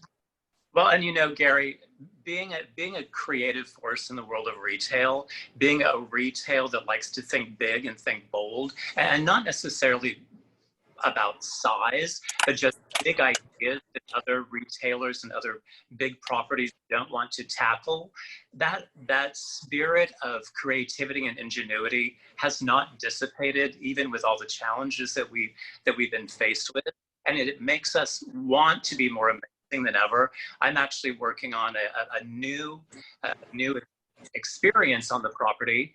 I can't really talk about it, but let me just say that it is going to be one of the biggest experiences, and probably something that the world has actually never seen before. But it came from all of this kind of, what can we separate ourselves further? And you know, the other thing that certainly will play to our favor when we open our doors is the dream pops, as I like to refer to them, are kind of pop-up spaces. You know, people are coming in, they're taking a space for a month, for 3 months, for a year, 2 years. So there's a constant rotation of interesting retail, as well as fan favorites and Main Street retail that will be opening when we do get an opening date, and as we move towards our luxury wing opening that will probably be into March. I mean, it's certainly COVID has not done anyone any help in moving projects forward as much as they should, but you know, we're working around it. You know, it's interesting. A lot of people were questioning how difficult the timing was for American Dream. I actually think it's the opposite.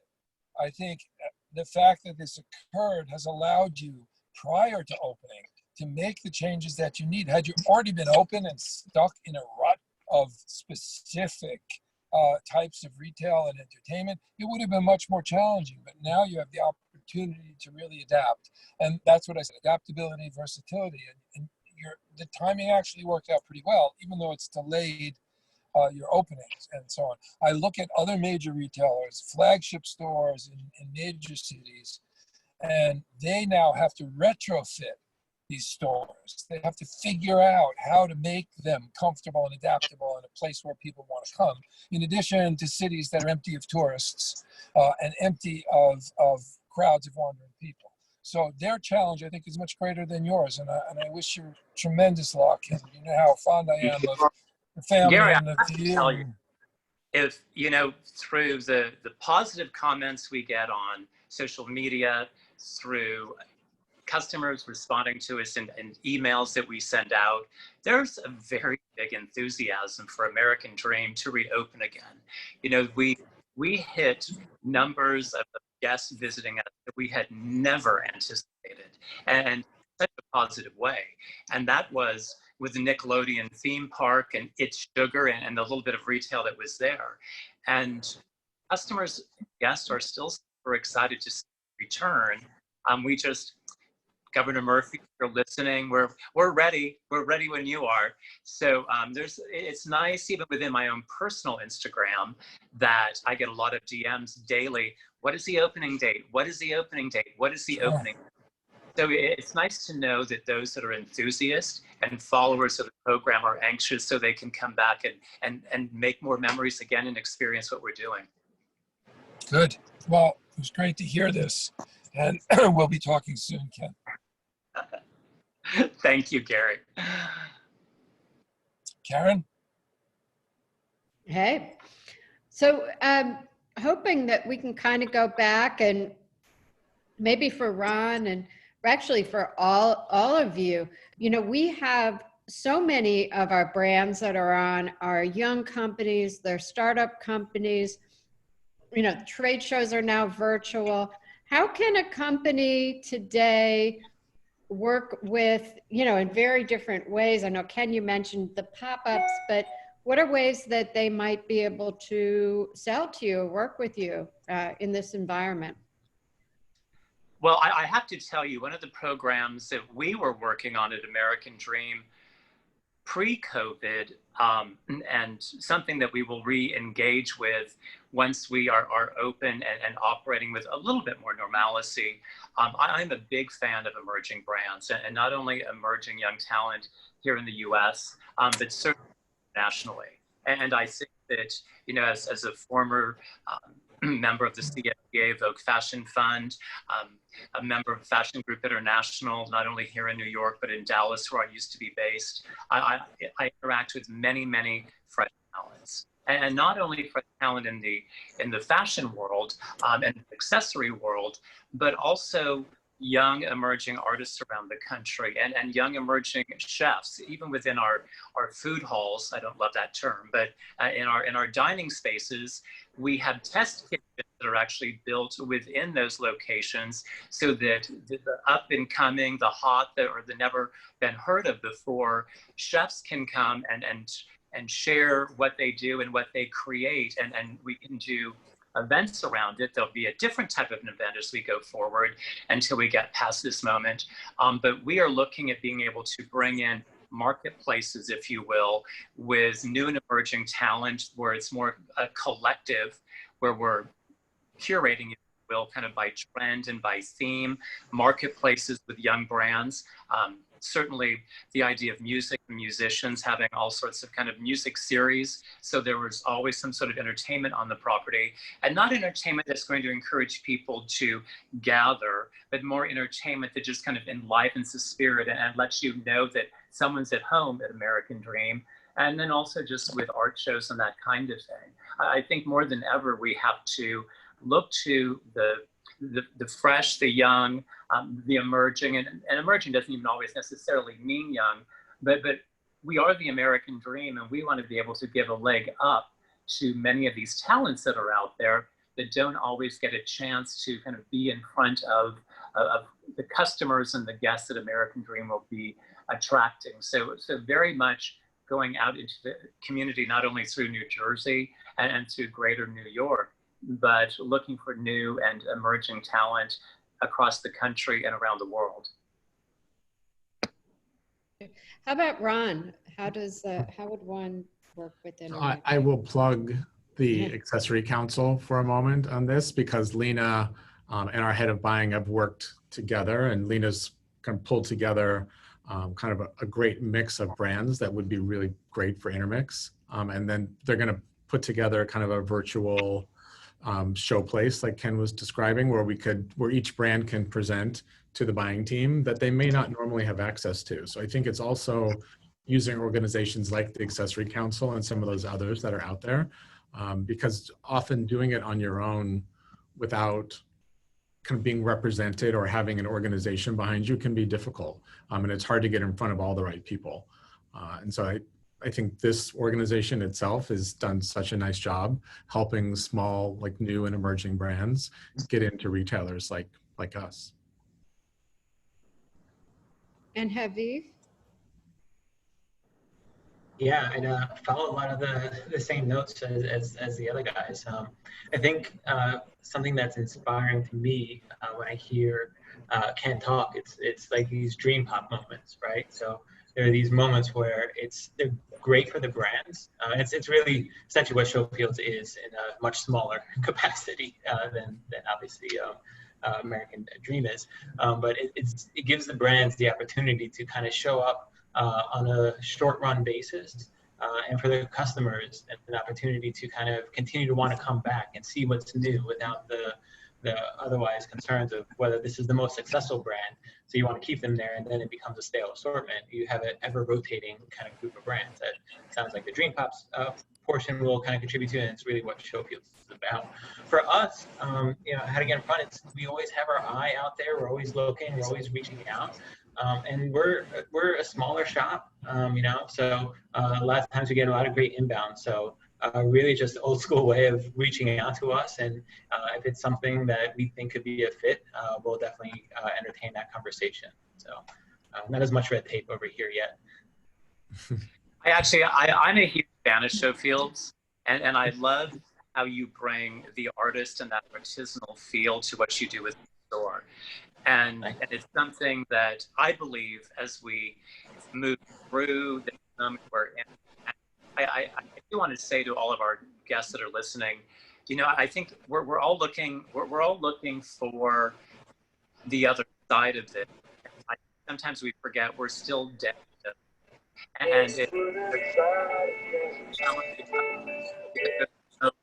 there's no end to it at the moment. And I believe, and I have believed for a while, that craft and artisan is going to be something that will bring people back into retail. I think the idea of things that feel a little too mass don't feel as relevant at the moment, and even the mass brands are looking at how they can bring this artisanal, creative kind of spirit either to what they're selling or to how they're presenting.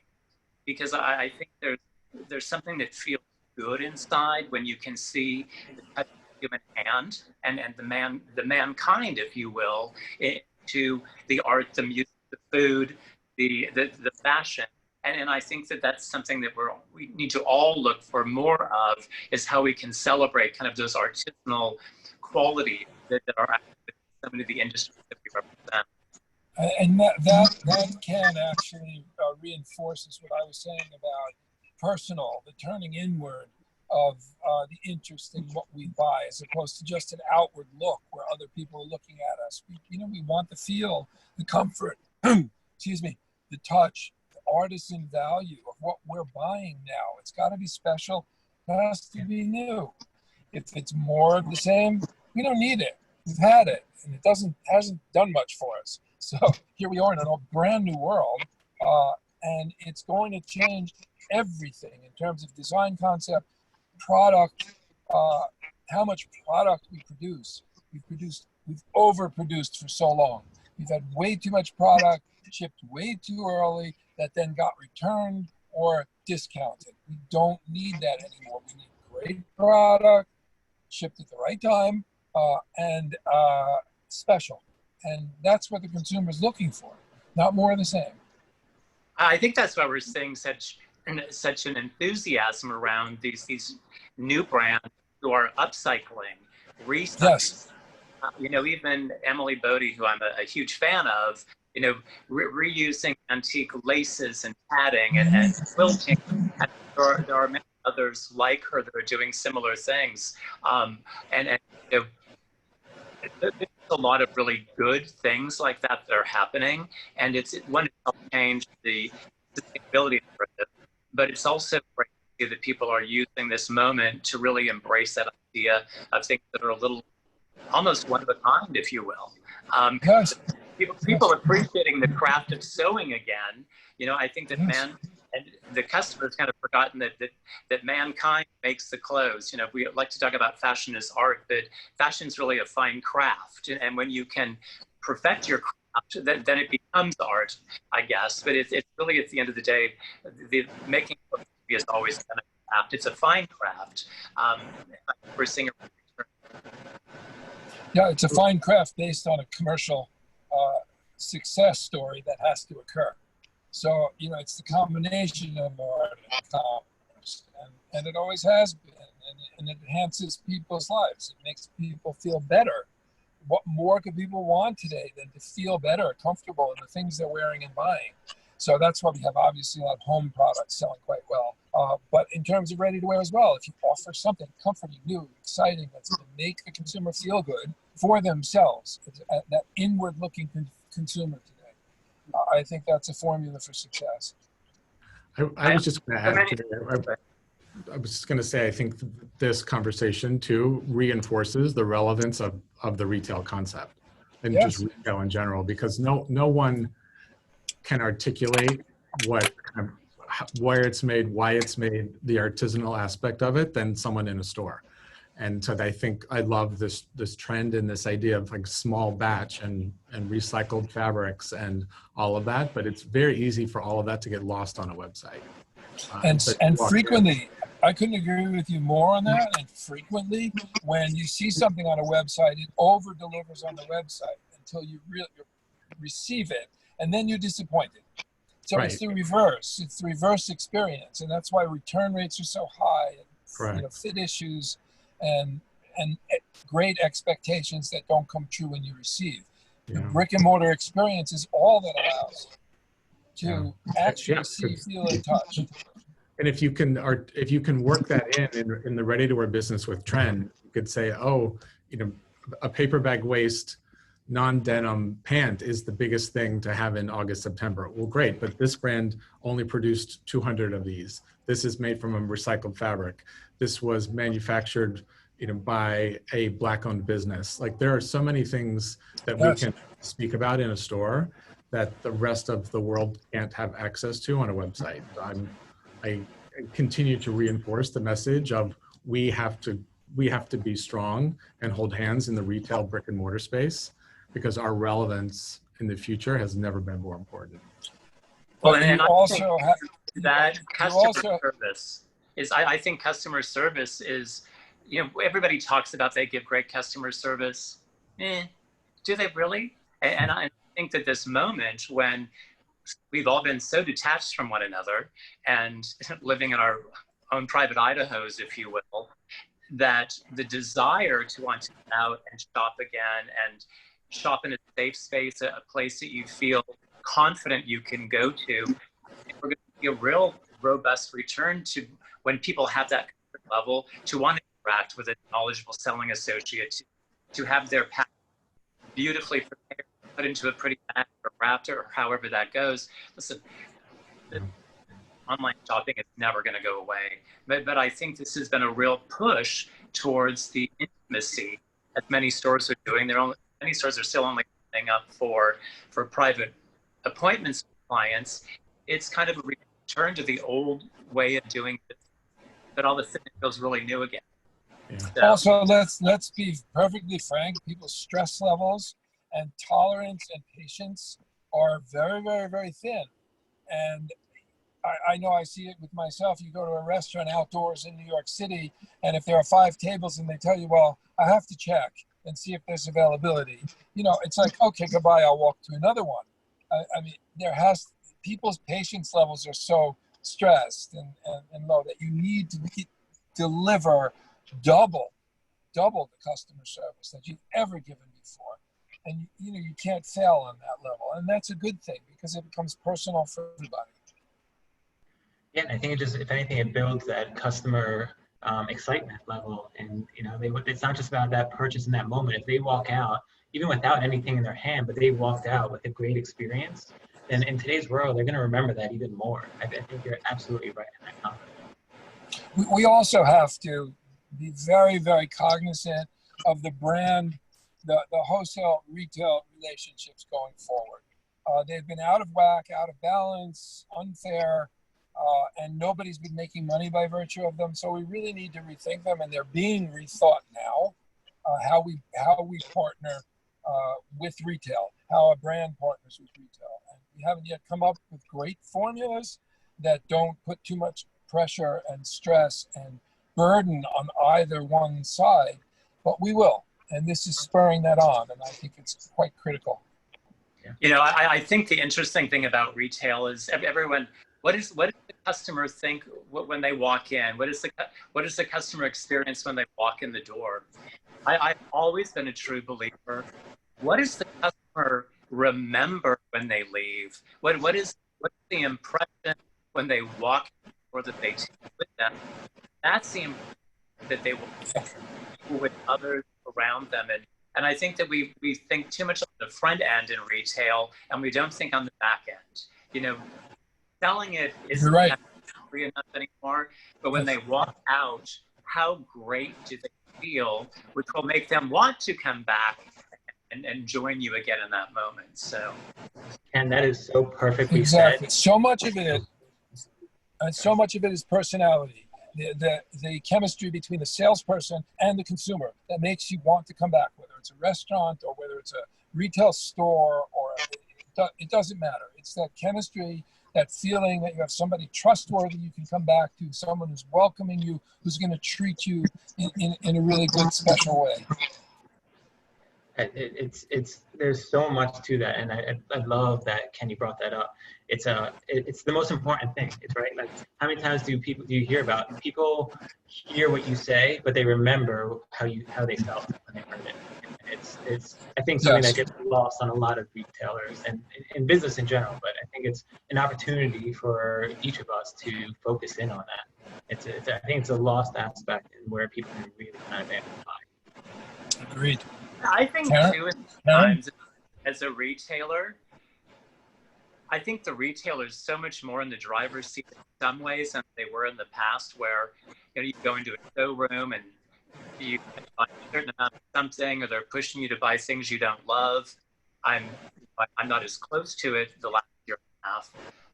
Where are they going in all the ball gowns that are showing up in and haute couture collections with ball gowns? I guess the world knows something about the event world, and Lord knows that the customers that I used to work with had a very event-filled life. I'm just not hearing a lot about events as we go into the fall-winter season, but I think it's really going to allow a retailer to and buyers make really solid decisions about what they're putting in their stores and on their site, knowing the demeanor, what where the customer's head is, as we work our way. That's part of the territory we're all living. Agreed. Yep. Hey, guys, we're running out of time, and there's a lot of questions here. So maybe we could do some rapid fire answers before we end up. Here's probably a good question for Ron, Gary, and Haviv. Any bad feedback or any feedback from your customers about goods made in China? How do we feel about that? The feedback has been delivery issues and quality issues as this has been going on. I don't think there's been any kickback on the fact that they're made in China. I think the issue has really been delivery issues, cancellation issues, capacity issues. So it's all a sourcing question that I see and hear all the time. Yeah, I would agree. I think our private label brand is primarily made in China, and it's one of our best performing departments. That is not been a big problem. Yeah, nothing I've heard on our side either as well too. And then maybe for all of you quickly, and this will be our last question, this time just went so fast. Sustainability, we have a few questions that have come in from different areas about how important are customers looking for products with sustainability. Are we, what's important now? I think it's a back burner issue, unfortunately, during the pandemic, because there are so many others that have taken immediate precedence. But I think it will emerge even stronger once we feel comfortable again getting out there, because I think it's all tied together. A pandemic, sustainability, destroying the environment, all of this it feels like an apocalypse in a way, and we have to address it. So I think sustainability is just taking a pause because there's so many critical items that are happening that seem to be more critical at the very moment. But I think it's going to come right back into focus as soon as we have some relief. I'd agree with that. I mean, I think it just goes back to that feeling, right? So like there might have been some moments where it's taken a back seat because people are in a certain way right now. But it goes back to like, hey, I feel like the world is collapsing around me. What can I do that feels better and that makes me feel like I'm doing a little bit better? And that sustainability trend is right there with it. So I think it's going to come shooting right. It was already on an upward trajectory, and it's as soon as people get out again, it is going to be the top #1 thing without question. I agree. I agree. And I would just add, you know, Interesting. Sorry, go ahead. It's interesting.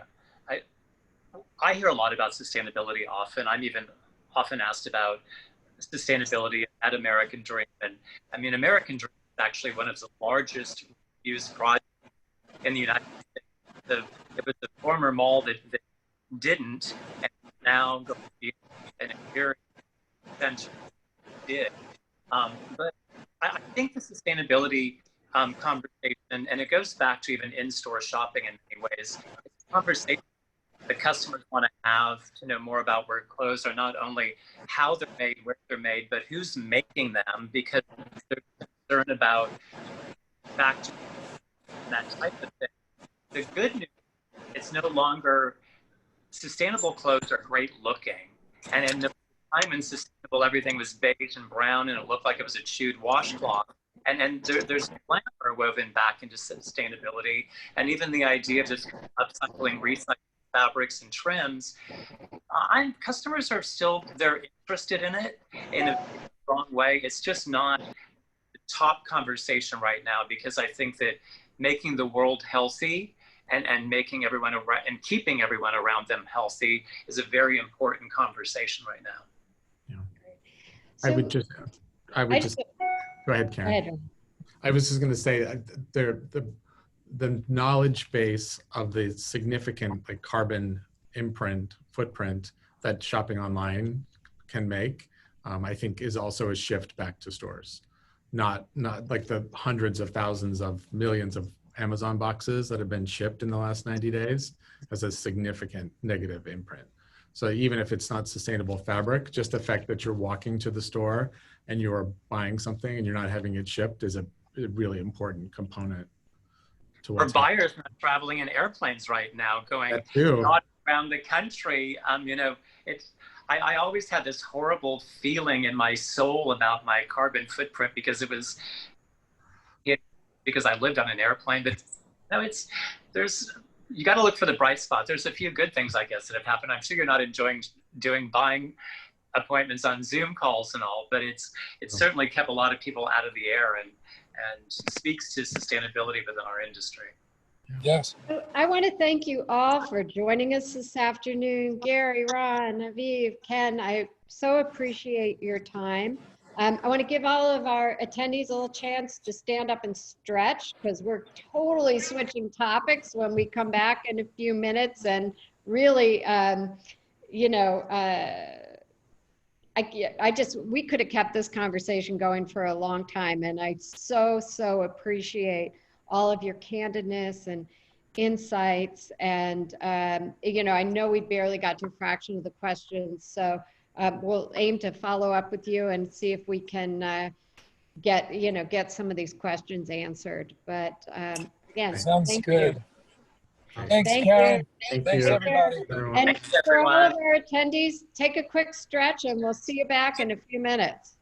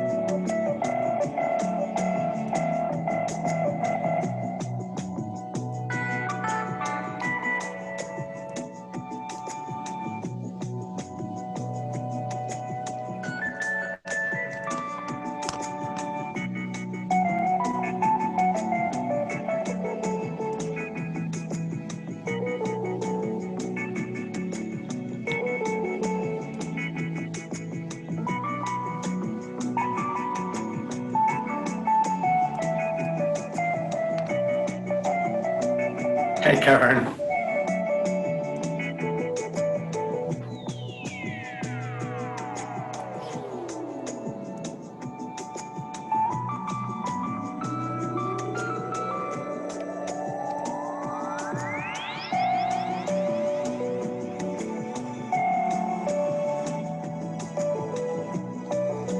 So, Karen, should I go straight to share screen?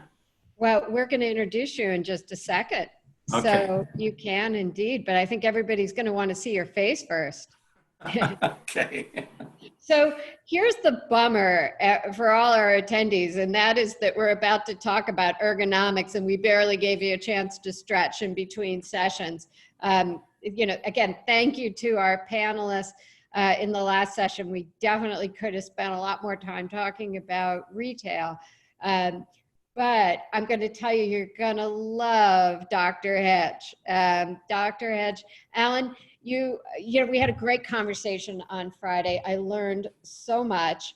And what a background that you have, and kind of to have the career and studied what you've done and have it culminate in a pandemic and how it applies. Who could have ever imagined?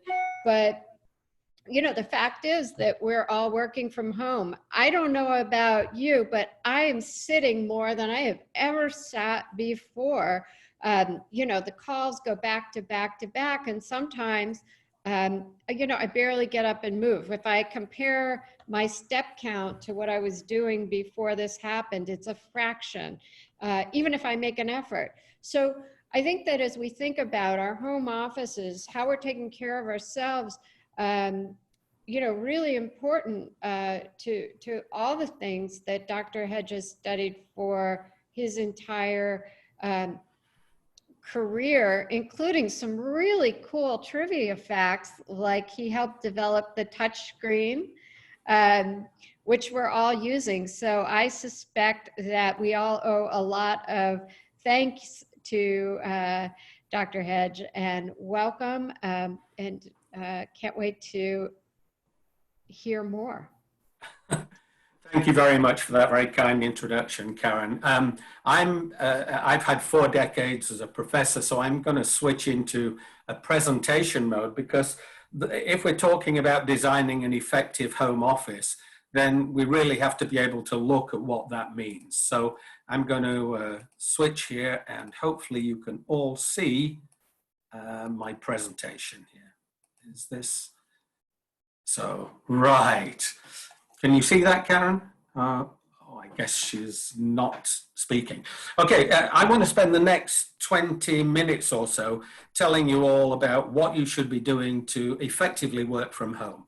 So if this is your new commute, i.e. bed to the home office, back to bed, then you're suffering from the problem that Karen said. That is, you may as well throw away your step counter, your Fitbit, your iPhone or whatever, because unless you're really cramming a lot of walking in elsewhere, the chances are you're not moving anything like as much as you used to move.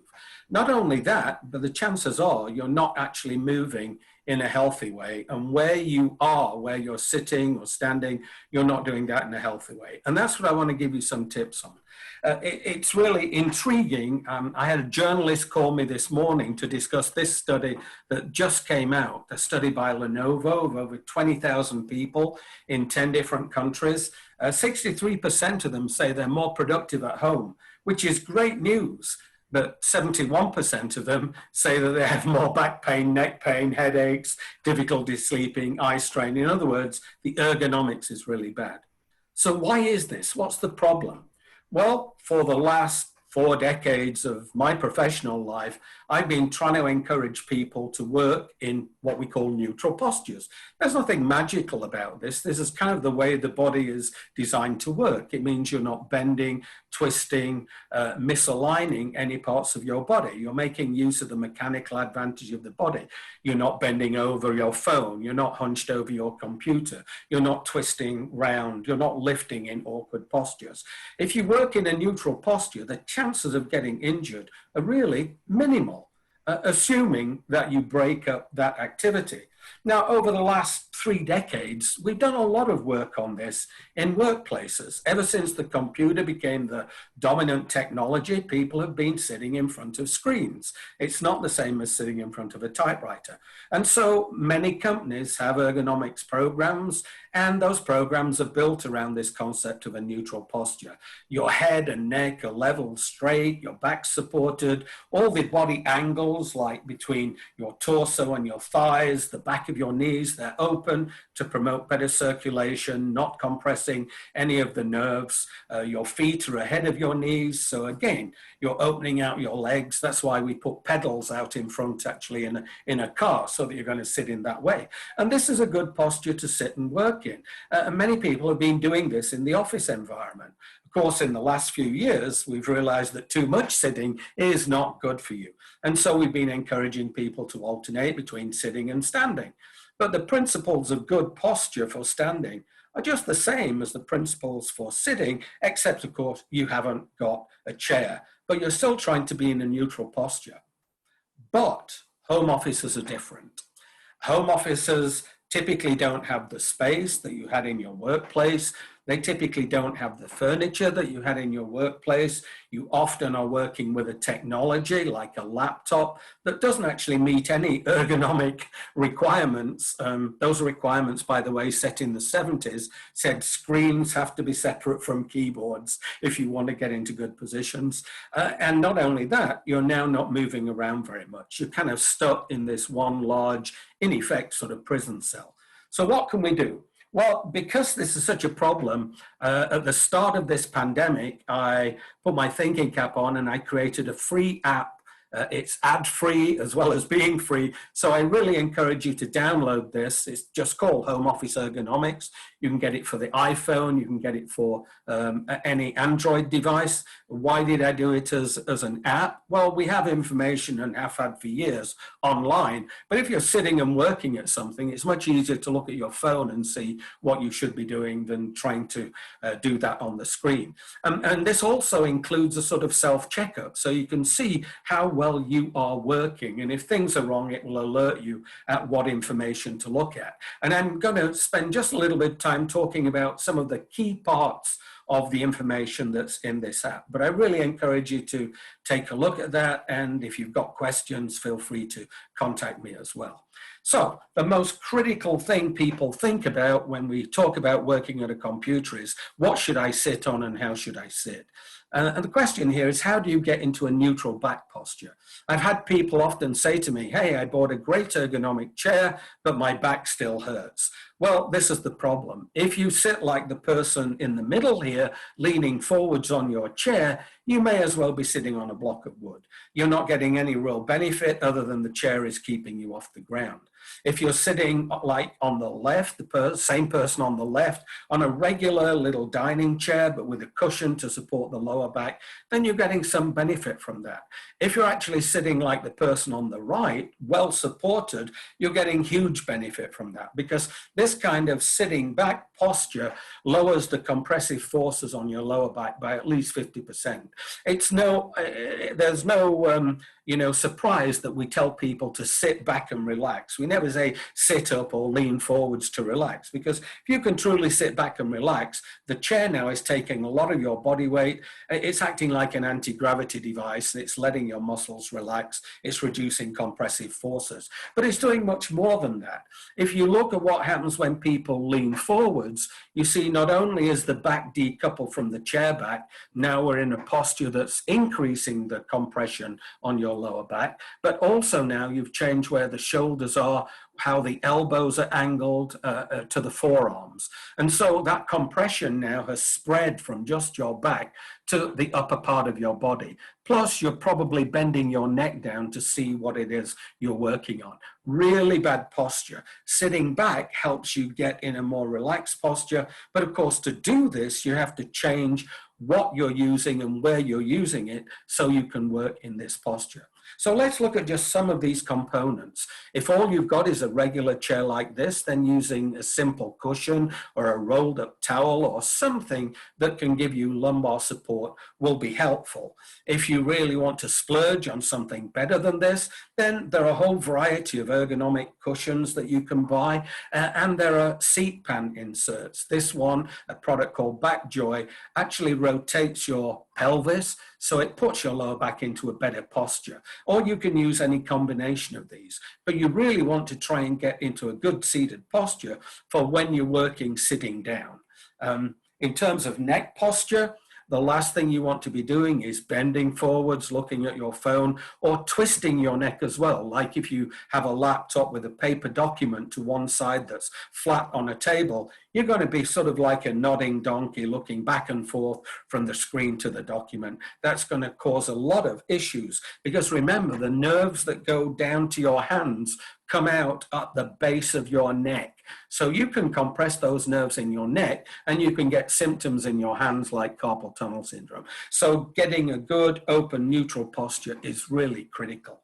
Now, how do we do that with a device like a laptop? As I said, the screen ideally should be separate from the keyboard. Well, you have to raise that up. You can either put it on a laptop holder, like you can see on the left is me in my former academic office, or on the right, it's just on top of a box, but it's raised up. Now, of course, to do this, you need to be able to still work with a keyboard and a mouse or other input device. So you really need to have separate pieces of technology, whether they're cabled, Wi-Fi, Bluetooth, it doesn't matter. But you need to invest in pretty inexpensive technology to do this. And research has shown that when you do this, you get at least a 17% decrease in the muscle activity in your neck, and actually your productivity goes up by about 17% as well.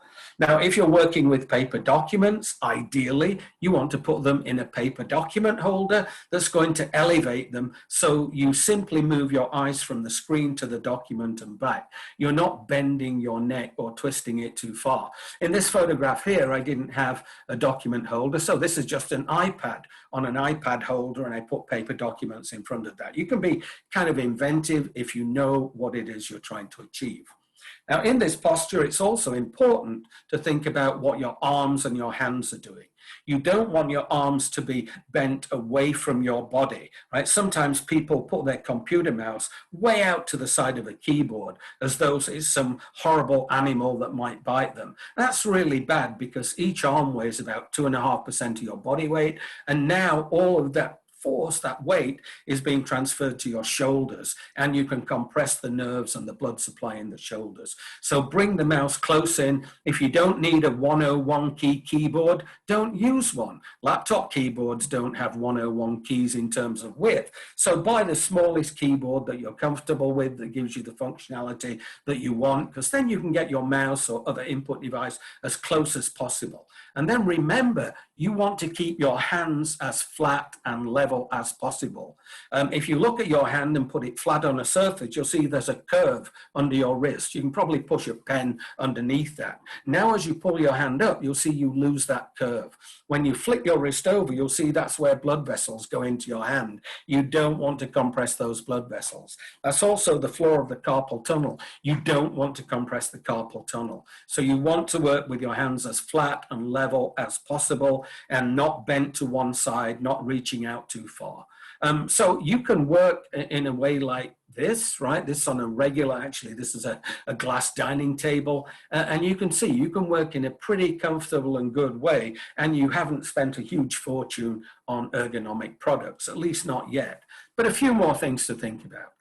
You want to make sure that there's good clearance behind the knees when you sit down, and that your feet can actually rest on some surface. You don't want your feet dangling. You don't want to pull your legs back under your chair, because if you do that, you'll restrict blood flow to the lower legs. We know in office workers that 3/4 of women and 2/3 of men have got swollen ankles by the end of the day, because they often aren't on chairs that put them in a good posture. They don't have their feet out in front, and their feet aren't moving very much. much. So don't do this. Don't pull your feet back and rest on the floor like you see on the image on the left. Try and get your feet flat on the floor, or even better, get them on some kind of foot support, and a foot support preferably that can move. So now you're sitting down, typing, mousing, your head and neck's in a good posture, but now you can be moving your feet by rocking them backwards and forwards. And that really helps to promote better circulation. Remember that the muscles help to pump the blood back to the heart. So it's an important thing to be doing. In terms of eye strain, you want to make sure that your computer screen doesn't have reflections in it.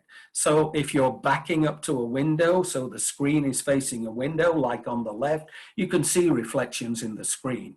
If you're backing the computer to a window, so the screen is not facing the window, now what you've done is you've created a really bright background and a really dark image area, and you can suffer from what we call transient partial retinal adaptation. In other words, your vision won't be as much and you can get more eye strain. So ideally, position your computer so it's at 90 degrees to the windows, and in that way you get the least amount of glare on the computer screen, the least amount of reflections. Wear darker clothing so that doesn't reflect in the screen. If you can't position it like this, put shades on the screen or drapes or some way of managing the brightness of the environment, because although you don't really see it, the computer screen is way dimmer than that background window. And so the eyes kind of compensate for that difference, but in the end, the eyes suffer because of that. If you're doing work with paper documents and you don't have good lighting, then use a freestanding task light to light the paper document, but not put light on the computer screen so you don't have glare. And if you're working on a glass table like this, you can see the glare on the left side. Just cover it with some kind of tablecloth. The one on the right is not particularly attractive. It was the only thing I could find when I was taking these photos, when I was developing the app, because I was in my home in Florida and kind of quarantined in there. So they're not super high quality, but hopefully you get the idea of what you're supposed to do.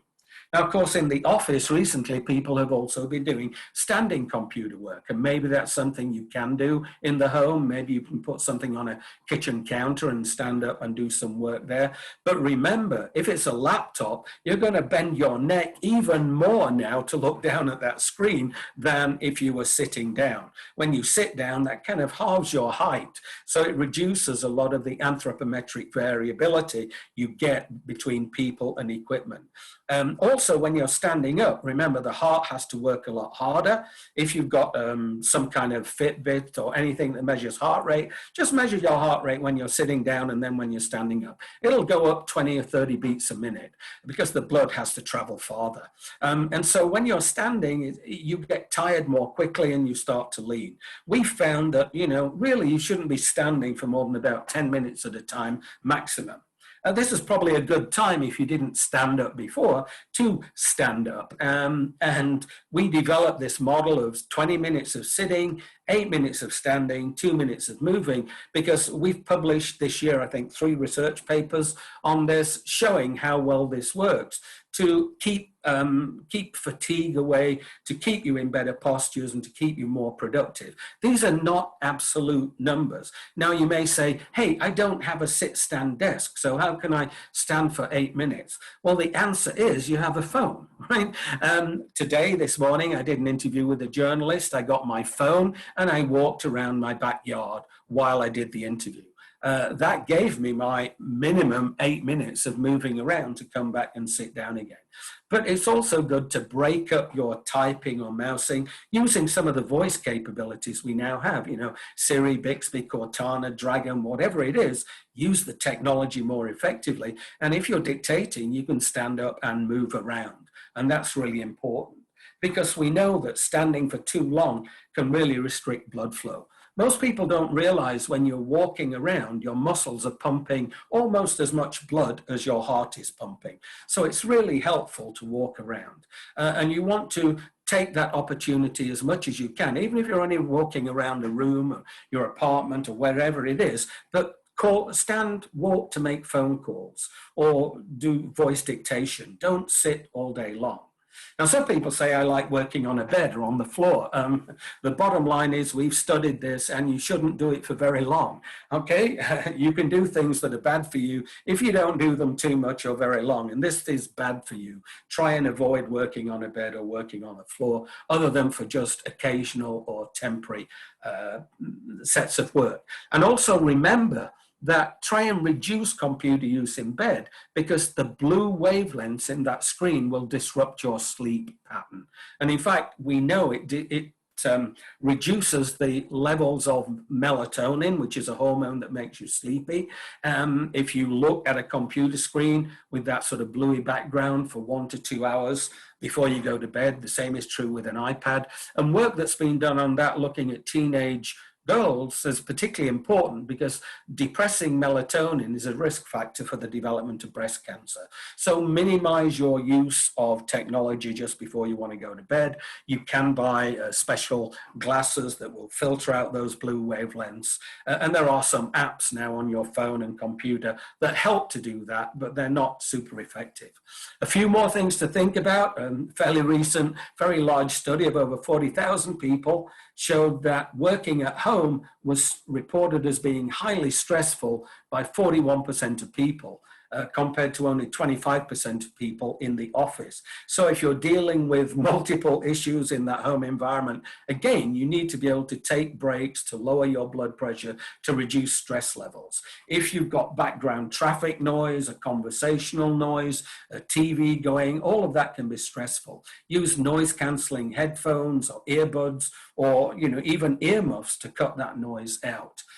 Being able to look out of windows to nature turns out to be really helpful because it helps to relax your body. It'll lower your blood pressure. We call it a restorative view. And we know that if you can do this every 20 minutes for about 20 seconds and look more than 20 feet to the distance, that also will rest your eyes and reduce eye strain problems. So remember that 20-20-20 rule. And of course, after 20 minutes of typing, this is when you stand up and you can help take your little break there.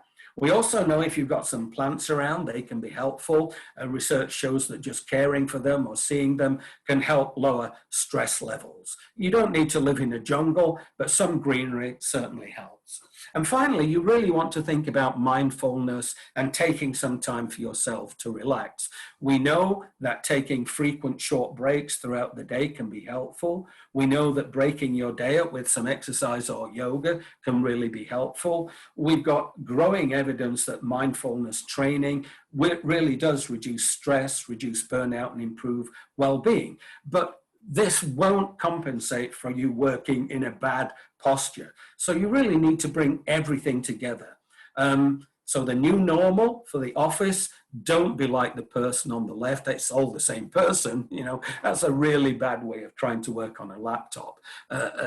In the middle, you see a better way of working, but still a little bit clunky. On the right, you see the best way of working with a good ergonomic chair, a foot support, a laptop riser, task light, document holder, etc. It's worth investing in your home office because it's not the equipment, it's your body that you're really helping to protect. And let me come back to my app and say, please try using this. It will give you a daily tip to sort of remind you of things. You can use your self-checkup as often as you want. And where things are not working well, it will automatically take you to the information parts of the app to help you there. And hopefully you can get useful information from this. And if you have comments, you can contact me as well. So this has been a super fast overview of how to create a healthy office. And with that, I say thank you all very much for listening. I gladly will take any questions, and you have my email, so please feel free to email as well. Thank you. All I can tell you is I've been getting texts from multiple people saying I'm the person on the left. So I know that they're listening to you. Hey, I did get a couple questions from some of our jewelry designers, and I see, looking at our attendees, we've got a lot of them on who are hunched over, working with tools and looking down. Any advice?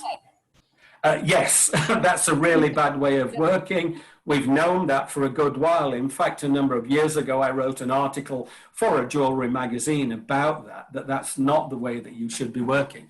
But here's the difference, because the jewelry designers are working with their hands. So if you hold your hands up at eye level, your hands get very tired because now they're above your heart. You want to keep things about the level of the heart or below. So that means leaning forwards. You need a different kind of chair to do that. There are chairs there that will actually give you a support for the front of the body. So, and they're used in many pharmaceutical businesses as well, where you're doing lab work and working on benches. So you can lean forwards on those chairs. The chairs will actually tilt to put your thighs in a better position. You can have your feet out in front of you. Your body is going to be supported. And in that way, you're getting much less compression on the lower back. And some chairs even have supports for the arms. So your arms can be supported while you're working. So yes, there are things that you can do and you kind of should do, because otherwise it's really stressful. Doing jewelry making or being working as a dentist or a hygienist. I mean, these are all working on a research lab. So there's a lot that can be done. And if people want some guidance, I gladly will try and give them neutral advice. I'm not tied into any vendor. Wonderful. Thank you so much. I can only tell you, I was getting texts and comments about how much they appreciated your tips. So everyone's got to get that app for sure. And, if you have that article on jewelry, I would be happy to share it with all of our attendees. I'll try and find that. That's from many years ago now. I'll try and find that, definitely. Thank you so much for joining us today. Thank you for the opportunity. A real pleasure. Take care, Dr. Hedge. Thank you. Bye. Hey, for all of our attendees, we have one more presentation for the day and are super looking forward to taking on what is going to be a tough topic. And something that we all need to think about more is incorporating diversity into our workplace. And so we have a team from Uniworld Global and an interview from Facebook. So stay with us. Again, remember, you're going to want to put your questions into the chat and the Q&A box. I will do my best to get to them. There's 3 people speaking, but they're, the nice thing about this is the last presentation of the day, so we don't have a hard stop. So hopefully we'll get to all of our questions. Everybody better listen to Dr. Hedge. Get up, stretch, take a walk, and we'll be back in a few minutes.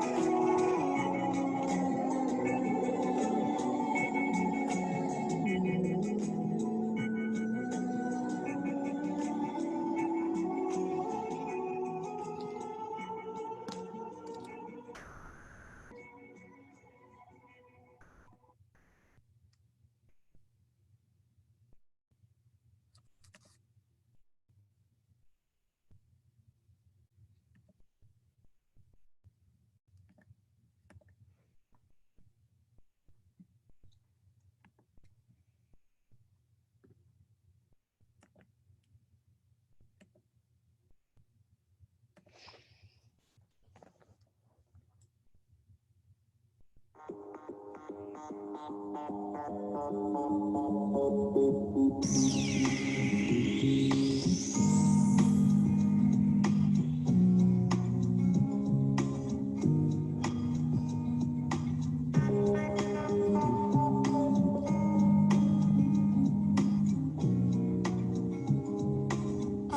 need is time to get behind the sun and cast my weight. All I need is peace of mind. I can celebrate. All I know is something to give, something to give. All I know is something to do, something to do. All I know is something to live with you, with you.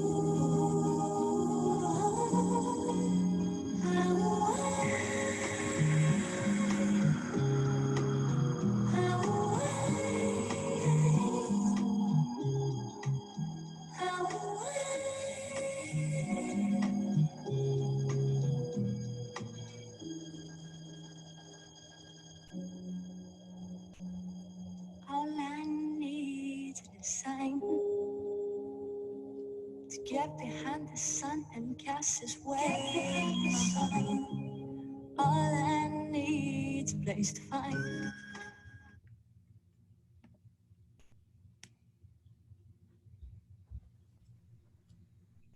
Hey, everybody, welcome back. Can't wait to introduce our next speakers and topic. And first of all, I want to welcome Doug Freeman and Kristen Carlson.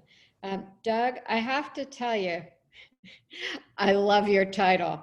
He is the head of Global Reflections and Inclusive Leadership Practice at UWG. And Uniworld Global is a global advertising and communications firm with an enviable list of clients. And Doug, I'm going to do a little plug for next week too. Okay. And really want everybody to think about this because Doug's agreed to come back for our day 3 and be in a hot seat, which means you can ask him anything, right? Anything about work. But we can't wait to hear you today. And Kristen, thank you so much for joining us, Global Creative Council for Facebook. I can't wait to hear what that means and to really talk about how to have a better ROI and a better business by being more diverse. So I will turn it over to you. I'm going to ask for questions. You can put them into the chat. You can put them into the Q&A, and we'll aim to ask you both the questions at the end of your interview. So welcome. Thank you, Karen, and thank you to all that are here today. And I have to, Karen, ask, I just want to make sure I'm all right with this. I have some slides to show. So I think if I correctly press this share screen button, if I'm learning my, yeah, I think that'll work. I am learning rapidly my Zoom technology, as many of us are. Okay, so I hope everyone can see the screen. And what we wanted to do, once again, thank you so much, Karen, and to my good colleague, Kristen, thank you for being here. And thanks to everyone. My name is Douglas Freeman. As you heard, I'm president head of the Global Reflections and Inclusive Leadership Practice for Uniworld Group. Just as a heads up for those of you who are not aware, Uniworld Group is the oldest, at 51 years, multicultural marketing and diversity inclusion firm in America, if not the world. And we're proud to have this opportunity to discuss some very interesting topics. So we overall had a topic, but we call this a D&I business conversation during something we call the crisis, and there'll be opportunities perhaps for a little bit of chat and Q&A. So let's get cracking. And my colleague, Monique Nelson, sends her best, but for the first time probably in a year or two, she had a week off with her family and is in the woods of somewhere nearby And she texted me, it's like, it's impossible to get internet. So maybe that's a Facebook issue. Maybe you can get internet even to the woods of where Monique is with her family. So she sends her regards. And of course, a great colleague, client, and friend, Kristen Carlson. We will spend a good deal of this conversation with her so you can learn about, the real life workings of Facebook and what it's like to make D&I and diversity inclusion come to life in an organization. So let's start with some clear-cut objectives. We want you to get a feel, because while we all have heard about all these activities, Black Lives Matter, diversity inclusion, we want everybody to be on the same page, at least with some basic history. Where are we come and how are we at this moment in time? These conversations, though, yes, diversity, inclusion, all these areas are the right thing to do. But as we know, we're in a difficult economic condition. And so we have to think through also the value drivers of diversity and inclusion, the impact to your world and your business. And of course, one of the biggest things we also have to think about is leadership. You know, a lot of people ask the question, I may not be Black or I may not be a person of color. How do I lead? How do I do so authentically? How do I do so with empathy? And how do I do so effectively? So, how did we get to where we are? What's going on today? A lot is probably the answer, but we're going to start with this answer. And people may, of course, have heard this, changing demographics. We want to lay out just a few to give you a feel how aggressively and rapidly our demographics are changing in the US and around the world. And here's a quick snapshot from a growth perspective, and we all in business world look at growth, 90% the population growth leading to 2050, 90% is coming from three big buckets, and they're ethnic minority, traditionally ethnic minority buckets. And you can see that is the Asian, Black, African American, Hispanic buckets. And this is already transpiring in different parts of large cities around the country. Maybe not much surprise, but just a grounding. What is fascinating that we are a lot of immigrants. Many of us on the call are immigrants. I'm US born. I spent 9 years of my life in my youth outside the United States as an expat and experienced what it's like to be an immigrant. And so many of us have that dual identity. We're immigrants. We come back to our countries, but it's a large number, 1 in 10 of our citizenry are immigrants. And to kind of ground things, there are 6 major demographic groups.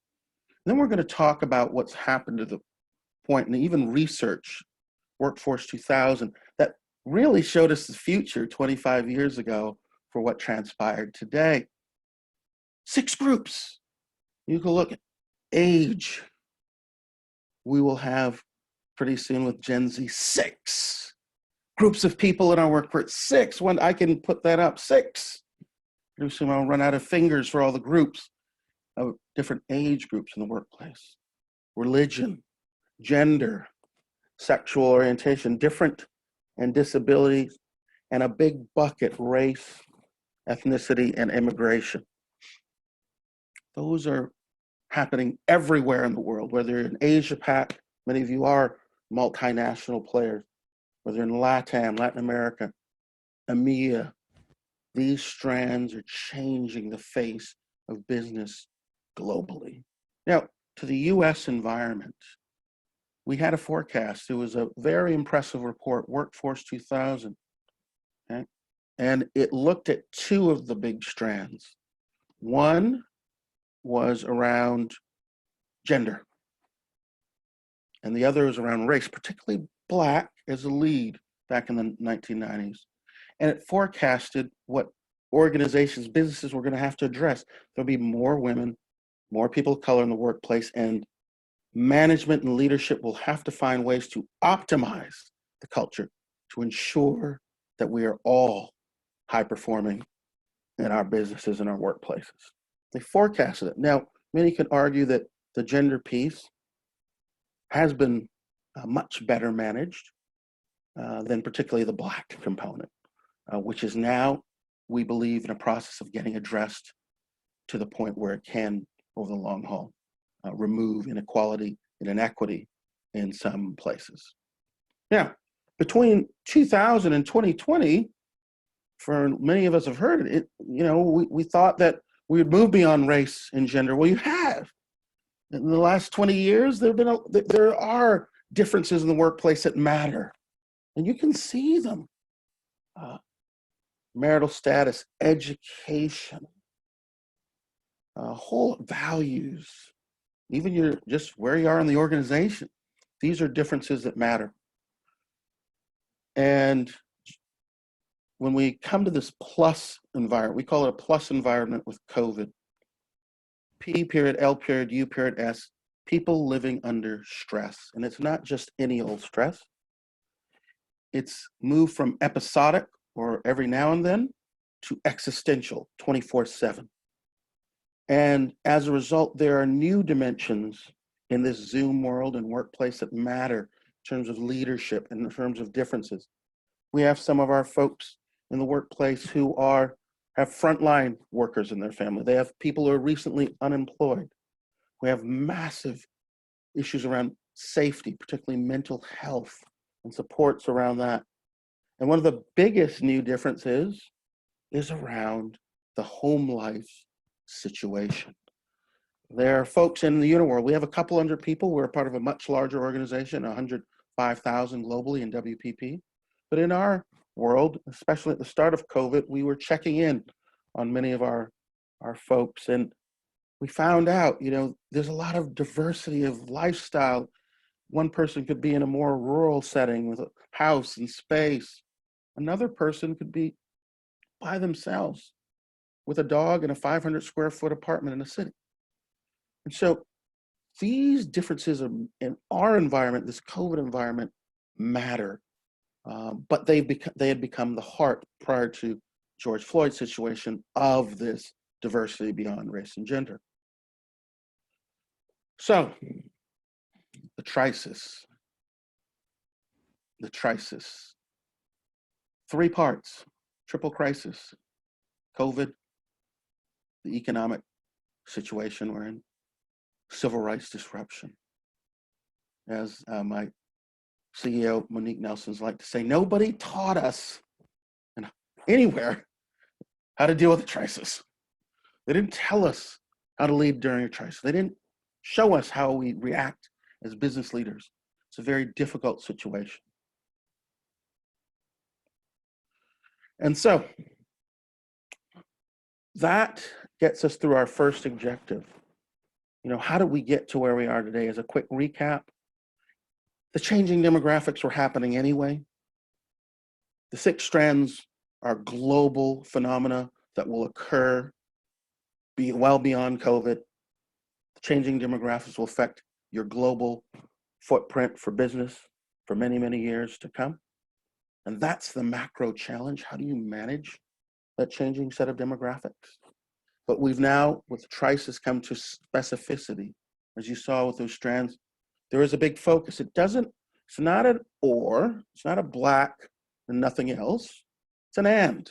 Yes, there is a focus on the black component of the strand, but diversity, inclusion, and all those other strands also are in parallel track focused upon. So going from that to, people are asking, well, what do we do? Do we just set up employee resource groups, task force? Do we just have people in safe spaces talk about it? Diversity inclusion, to have impact for sustainability, has to be driven by what we call business. It's ultimately about diversity. It's a return on investment. We're going to show you a methodology. It's relatively straightforward. Anybody can use it. Here's the 6 pillars of the business case, traditionally of the business case. There are more. Well, you don't want to get sued, or you want to be with the regulator. So that's one. Talent is one of the biggest. Consumers or clients. Suppliers, for those of you who are publicly traded or have investors. Shareholders. And there's something, innovation. Innovation, you may have heard of diversity of thought as a driver, diversity of ideas to drive innovation. And for those of you that, there might be some finance people here, the diversity ROI approach was developed over 15 years ago at Visa USA, has driven value, and we show the number crunchers of the world, particularly for publicly traded companies. There is a 1-1-1. If you can increase your sales by 1%, increase your earnings by 1%, and your stock multiple by 1%, you have explosive growth from leveraging diversity and inclusion. The earnings and the sales are straightforward. For those of you that don't know or not familiar with the meaning of a PE multiple, it's what Wall Street and analysts give you credit for in the future. So if you're doing diversity and inclusion well, and you're leveraging it, and you're engaging all of your employees, we call it not just some, engage, support all employees. Wall Street is recognized, engage, and have an inclusive marketplace, inclusive clients. You get credit for that. And that multiple point up a point is the credit Wall Street is for the stuff you're planning for in the future. You haven't delivered it yet, but you've shown them that you've planned for this, and you're adding value now for future value, recognizing the demographic trends that will drive the business growth. So, diversity ROI is about missed business opportunities. We all have missed business opportunities in everything we do, and you can see various examples. But there's a special type, I call it a subset, missed diversity business opportunity. And the simple term is blind spots. We have in our organizations blind spots, real straightforward. What do you have to do with blind spots? You have to identify, quantify, and then you monetize those blind spots for value. So we're not going to spend time in the complexity. We know this is a creative industry. Don't want to spend too much time in the numbers. We can learn about that later, but we want to show you real live examples where we looked at the blind spots. It's a big organization. We're at 35,000 people. There's a lot of opportunity. You can see it in recruitment costs and turnover, employee engagement, and others. And in the marketplace, this is a business-to-business style group.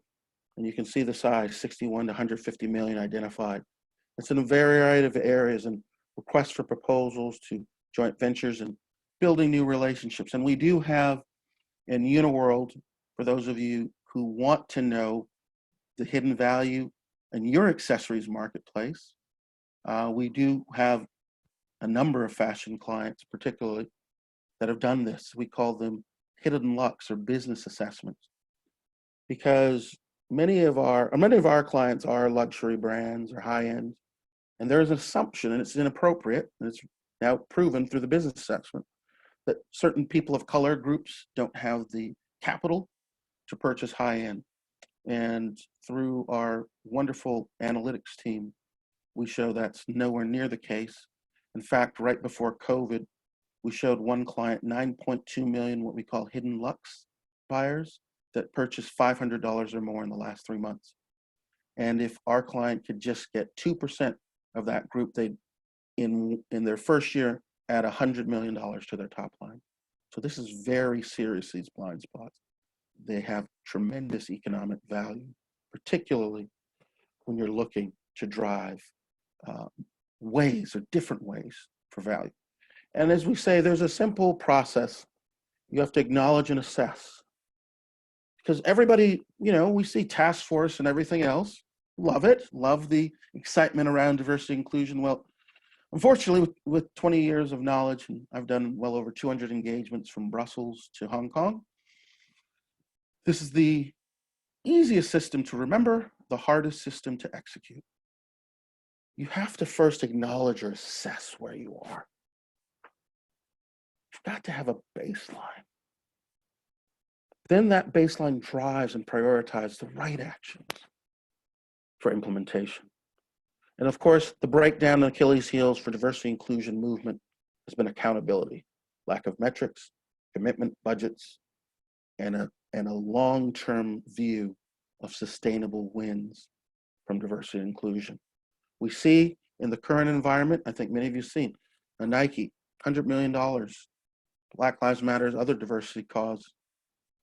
That's accountability, but where's the assessment? Where's the action? Other groups are in assessment mode, but none of their employees don't even see the actions or the accountability. The bulk of groups are not in action, but there's an R and an E, reaction mode. We're going to do this, we're going to do that, we're going to invest it. But where's the accountability? Where's the assessment piece? So you need all three aligned, and you do this effectively for the long haul. And everyone wants to know, where are we going on this journey? Is this just a journey?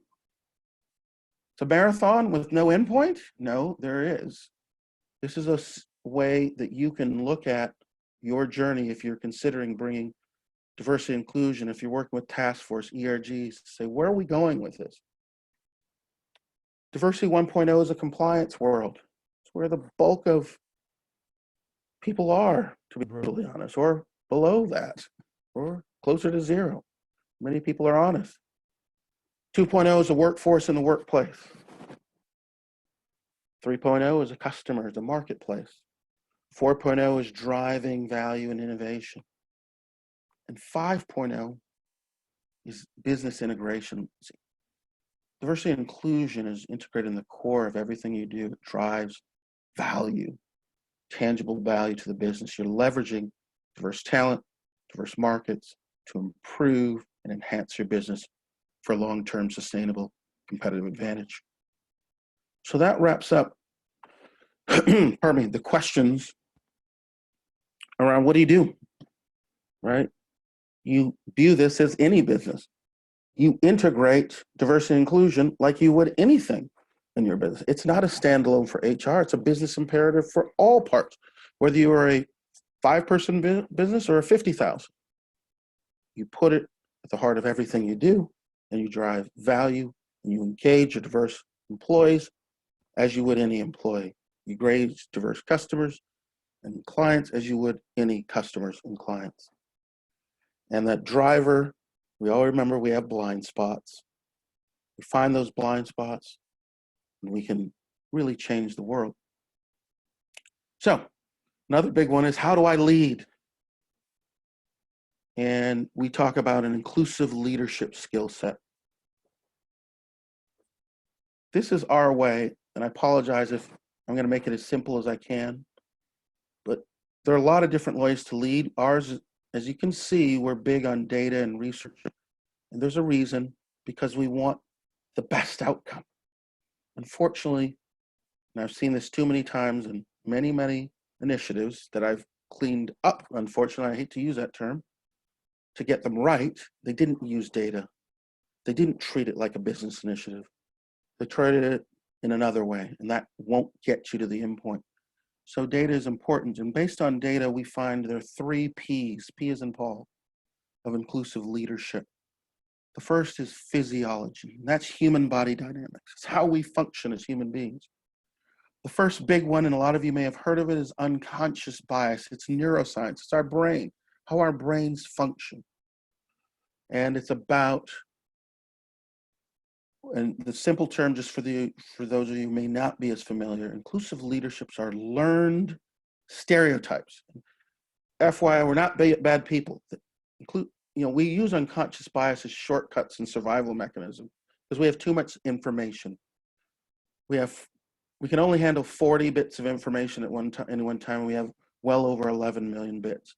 So we need shortcuts. And we leverage those shortcuts, and we do it through life experience. We learn about unconscious bias through everywhere, social media, to our parents, to our workplace. So unconscious bias are learned stereotypes that they trigger automatically. That's where you get the unconscious piece. But here's the catch. It's when you interact with people. And we interact with people a lot, especially in the workplace. So these are triggered all the time. It's happening all the time in the workplace, every moment of every day, all around the world. It's not that we're bad, it's that sometimes those unconscious biases get in the way of effective decision making. It gets in the way of how we assess talent. It gets in the way of how we engage markets. Our biases will not allow us to be the best that we can be on a decision making front. So that's neuroscience. The second area is around the heart, and that's emotional intelligence. And I think many of you have heard the phrase leading with empathy. That is so important right now. Empathy is really functionally, Jean-Jacques Rousseau, PTA. It's the feeling that one has for another one when another is in pain. It's putting yourself in another's shoes. And that's your ability to leverage that understanding of others to manage others more effectively. The third area is your voice or communications. We sometimes don't realize we have microaggressions. Our voices and our consistent ways of speaking negatively undermine the morale of others. I know oftentimes back in the workplace, and I had to work hard on this myself.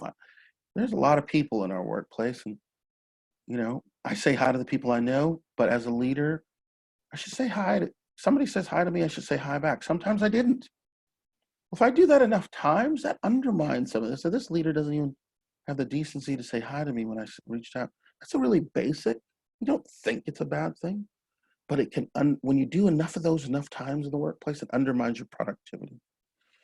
And then personality traits. Deloitte, Catalyst, and others have wonderful data around inclusive leadership traits. And it's not going to be surprising. Collaboration, courage, commitment, creativity. These are the things that you want to shore up. And finally, people or culture. And a big one is differences in cultures, differences in worldview. Cultural competence is a tool to help you manage differences in worldview, culture, backgrounds. There's an area that my good friend, brilliant colleague, Christian Baldillo works on. It's social network analysis. It looks at an organization and its workplace, not in terms of a standard org chart hierarchically. It looks at it like a spider web or networks. And oftentimes, some of the most important people in the spider webs are the lowest on the totem pole, like being an executive assistant, for example. And so what we like to ask the questioners around how inclusive, if we're building cultures of inclusion, engagement, and high performance, because just so we all know, inclusion drives engagement, and engagement drives 5 major outcomes. It's improvement in workplace safety, improvement in the reduction or in retention of talent, improvement in productivity, you increase customer loyalty, and you increase profitability. So Gallup and others have shown that as levels of inclusion in the workplace go up, so too does engagement and all those great business outcomes. So looking at inclusive work networks, that's how work gets done. Sometimes our networks are unintentionally exclusive, and that undermines our ability to build these cultures of inclusion, engagement, and high performance. Of course, I've talked to diversity ROI. So that has been our first part, and it's also, grounding. And I know that was a lot of information, but please leverage this backdrop to listen to some of the questions that we'll raise with Kristen around a real life D&I, big D&I environment, and what it's like to be in that environment and drive this for real. So, Kristen, can you hear me? I sure can. Can you hear me? Yes, I can. Thank you. So my first question is a good one, but I know you, and we do a lot of these great efforts together, and I'm very thankful for you and Facebook team and Senior and Cheryl and the whole team over there for this great partnership that we have at Uniworld. But for those of you that don't know, could you tell us, how did you come into your role at Facebook, and maybe tell us a little more about you and in general? Yeah, sure. Well, first, thank you all for having me here. Doug, every time I listen to your presentation, I learn something new or take away something different. So I have a whole page of notes, and I think I've heard that presentation a couple times in the last couple weeks. So thank you for that. And always good to be here with you. So yeah, how did I come to the role? So I've been at Facebook for 12 years now, and I've had a number of lives there. But in my current role, I work on our client council and industry team. So the goal of our team is to work with industry leaders to discuss, debate, and shape the future of our industry. And so my title is Director of Creative Councils, Global Creative Council. So when I first started on the team, I was leading our efforts with the creative community, creative agencies, and our partners to think about what the future of advertising and the work that they produce looks like. And what has evolved over the last several years and has really been top of mind forever, but we're really starting to put more emphasis and focus around it, is this conversation around diversity, particularly diversity in advertising and in marketing. And what we came in discussions with our partners like Doug, other partners in the advertising field, what we see so much of is so much talk around the work, or so much talk on what needs to be done, but the action is difficult to execute. And so what we at Facebook have created is a team that is focused on supporting and amplifying the efforts that are really focused on action across the advertising industry. So I work really closely with our internal teams on our own processes and what we're doing, what is working, what is not, as a big organization with tens of thousands of employees serving 3 billion people around the world. What are the things that we are doing, what's working, what's not, and how do we partner with the right people across the industry to accelerate those efforts that we know are really affecting change.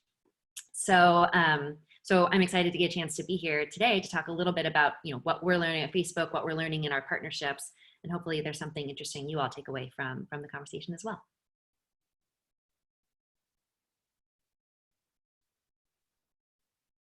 Great, thank you so much, Kristen. But I will follow up. Kristen, how did you get to this role? I know you're so humble about it, but tell us a little bit about your journey before we go into the next question. I'm sure everybody would love to hear that too. Started from the bottom, now I'm halfway up.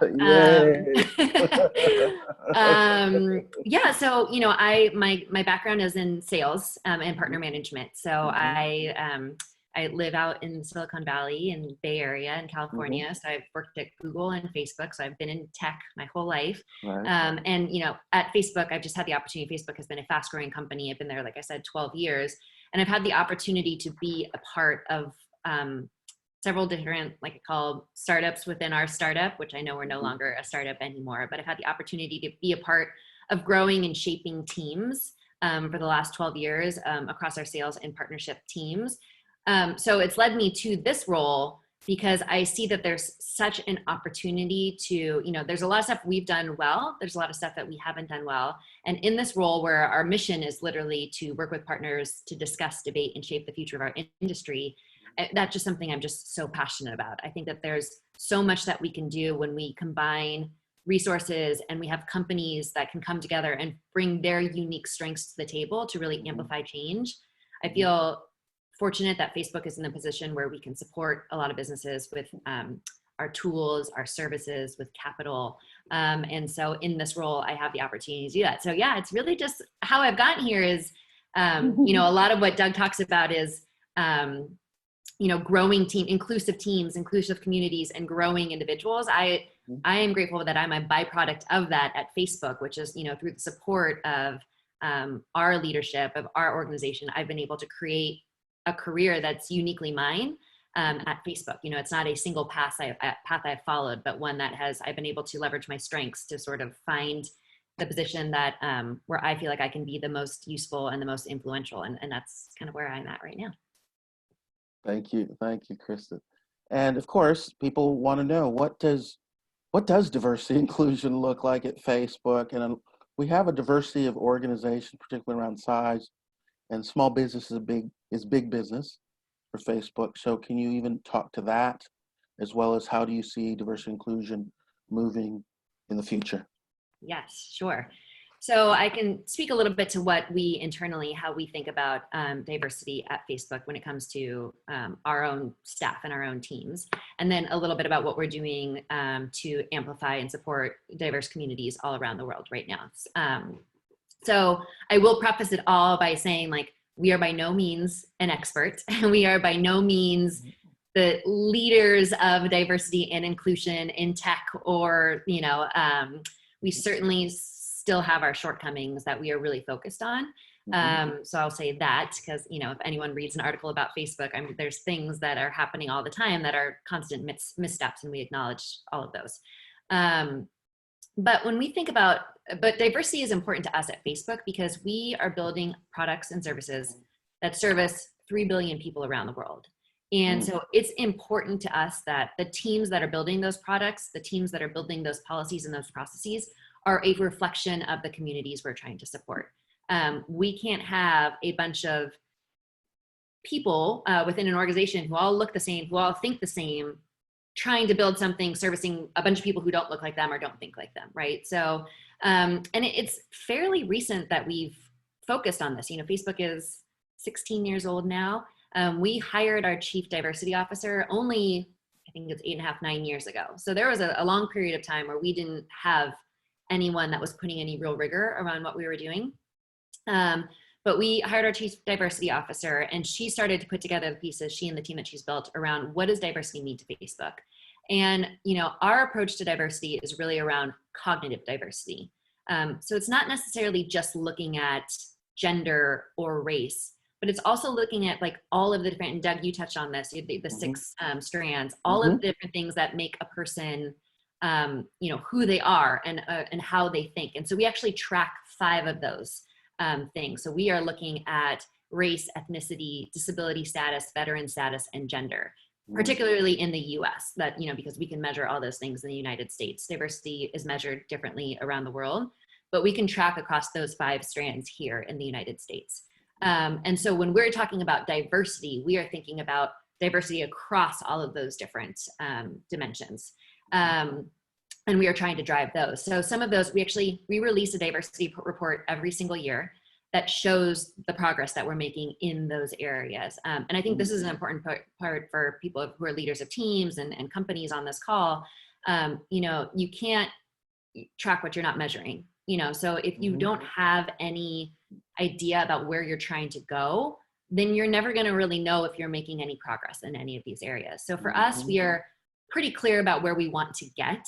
And then we produce that for the world to read, diversity.fb.com. You can log on there, and we publish our diversity report every year. We've done it for 7 years now.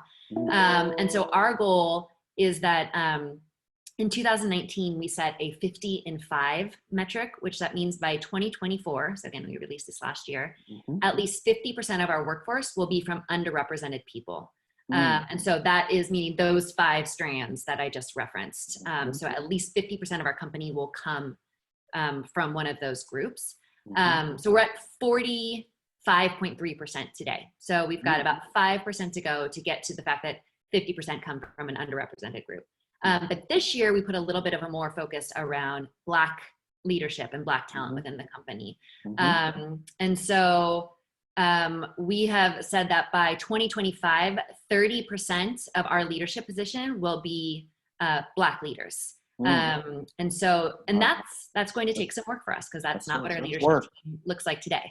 And I would challenge many organizations would have, you know, to work to get to those numbers. But we feel really strongly that that's the right thing to do. This is good for business, and we need to put that stake in the ground. So those are just some of the areas we're focusing around internally. And when we think about sort of diversity, we're looking at finding new talent, like where do we find new talent to bring into, so it's often looking outside of our networks. You talked about inclusive networks, and often our networks are very exclusive. That is true. So how do we break out of that mold to find the talent that is going to help us achieve these numbers? How do we grow and retain them? So once you onboard someone, how do you make sure they stay at your company? How do you make sure they feel a part of the work that you're doing? And then the third piece is really around integration. So how do we integrate all those different viewpoints into our policies and our products to make sure that the efforts to diversify our talent are truly reflected in the work that we do? So I know that's a Mm. lot of talking, but that's kind of at a high Awesome. level how we're thinking about diversity at Facebook. And I can't remember the second part of your question because I just talked so much about the first. The small, the one that's a great reflective piece. I am going to go to the second part. Small business, Yes. big part, and the future. But I want to. You've prompted an idea that I'm going to try not to forget. So you want me to answer this part first and then come back to that one? we're going to come back to that. I just want to get it out there so I don't forget. The strands that Kristen mentioned, the focus. Hope everyone heard veterans. Typically on a global scale, each continent has a unique local or seventh strand. In the US and North America, well, the US, it's veterans, right? And we have a lot of veterans coming back from wars. About 500,000 is forecast over the next 5 to 10 years. We also, and I don't think this is going to be too surprising, some of you may have spotted in diversity beyond race and gender, a bucket called geographic origin. That's become a really big one in our work because we really have 3 Americas geographically right now. 2 are bookends, one is a combo. One part of America, rural America, doesn't have the features that we showed in the 2050 slide. It is not as multicultural, has very different belief structures, religious structures, and a whole host of other elements, space. I mean, just a lot of things culturally that make the rural geography the current composition that it looks like today. And then you have the bookend, the exact inverse. And you have this urban America, which is very multicultural. It has a different view around religion. It doesn't have the concentration of religious structures. It's compact. It doesn't have, people live in compact spaces. And so there are a whole host, and we can all imagine those differences, right? And belief structures are different. And as a result of those bookends, the heart of both of our parties in the politics world are based in those 2 geographies. And then you have the combo, which is suburban America.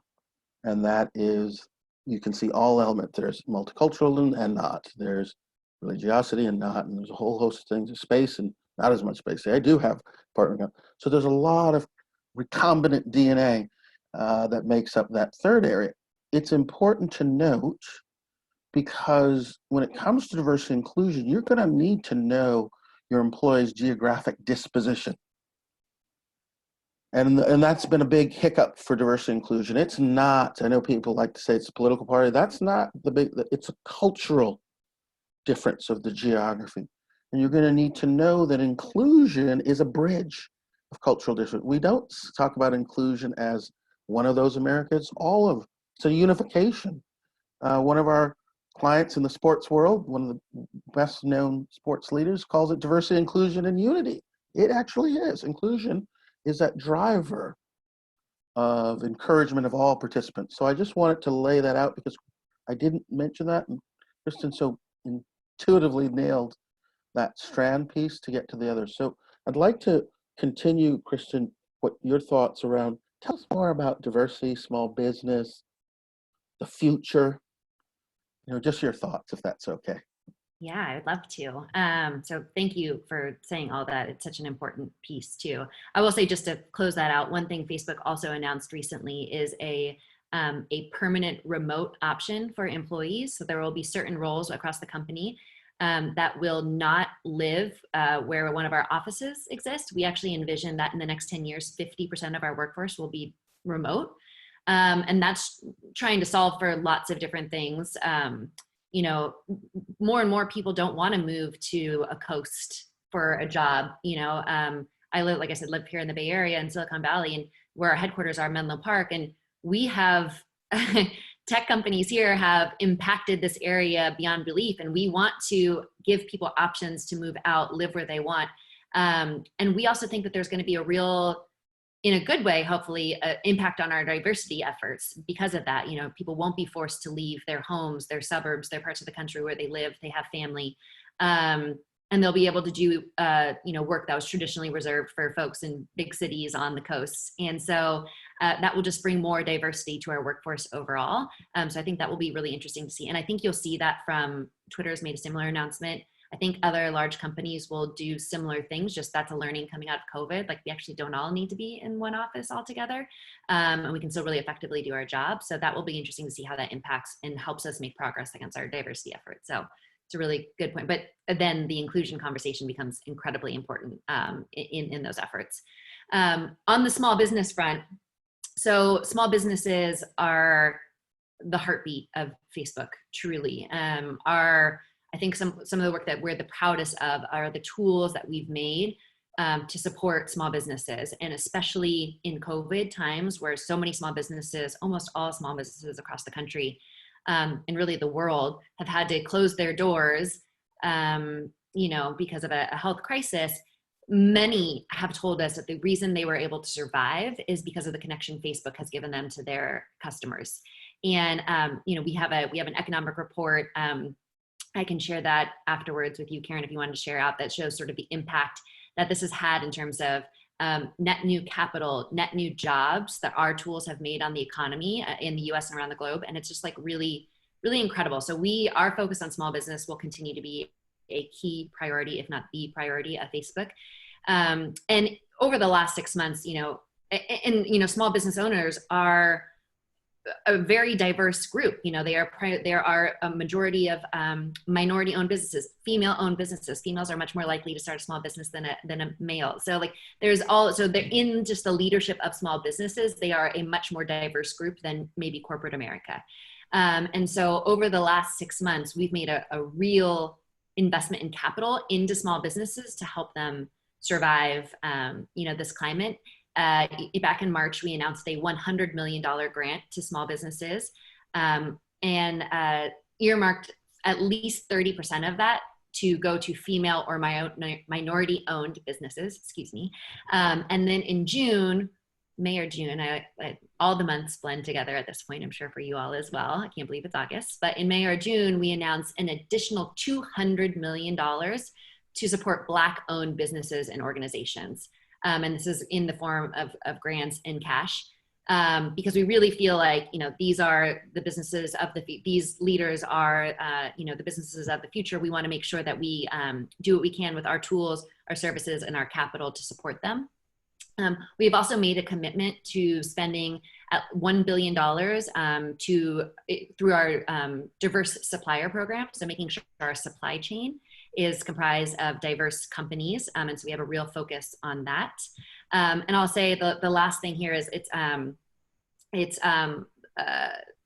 our efforts this month around Black businesses are really around education and tools and support. So we have a very unique program for the month of August to make sure that we are educating and supporting Black-owned businesses across the United States so that they have the tools that they need to continue to run their businesses, not just through COVID, but beyond, that they're able to support their business. So yeah, the emphasis on small businesses is just a natural reflection, or has been a natural impact on diversity efforts, because small businesses are owned by such diverse communities. So that's a lot of the work that we're doing there around supporting our small businesses right now. Outstanding. So as we wrap up this, I think it's been a really great session. Kristen, could you provide people with, maybe the participants out there, with any advice around diversity and inclusion, particularly those who may be new to the area? What would you offer to them as takeaways potentially? Yeah, that's a great question. I mean, I think I said it in the beginning. It's, the first thing you need to do, well, one, start by starting. It's, for many companies, this is a newer effort. There hasn't been, even though we obviously think there should have always been an emphasis on this, there hasn't really been as focused of an effort, I think, as corporations have an appetite for today, which I'm excited to see. Ever the optimists, I'm excited to see that, however it is we got here to this moment, diversity, the conversation around diversity is at the forefront, and I should remain there. And so I think start by starting, know what you're trying to achieve. So what are your goals for your company? Are you trying to solve for hiring? Are you trying to solve for retaining? Are you trying to solve for, you know, is it in your products line or your partnerships? Like, have a focus area and don't try to boil the ocean all at once. Just like, what is the most important thing to you and your business at this time? I would say like that, like really, like I said in the beginning, you need to know what you're measuring. You need to, in order to track your progress, you need to know what you're measuring. So I would just say start there. And I would say the last thing is more just say like a human bit of advice. It's like, don't be afraid to ask the hard questions or have the hard conversations with your leadership teams, with your colleagues. I think of anything the last 6 months have shown us is we often don't say the hard things because they're hard, or ask the hard questions or they're hard. And that's why we're not seeing maybe the progress that we could. So I think that's one thing I've learned is just to like ask the uncomfortable things, because the only way I'm going to grow as a leader, the only way our companies are going to grow in diversity is to acknowledge our blind spots, which Doug talked about, acknowledge those blind spots, ask those hard questions, and then work towards a solution. So that's doing it within your networks, with your colleagues, with your teams, with your friends. I think that's a really important thing that we can all be doing right now, is just having the conversations around what it's going to take to build the teams and the companies that we really want to see. So I'll just kind of stop there because I think that's enough for like a one-on-one. Well, thank you, Kristen. I'm going to hand it over to our host, Karen Giberson. And Karen, over to you. Hey, how are you? Well, I didn't know if anybody had any questions. If you have a couple minutes, I know we're kind of stretching the limits of both of your time.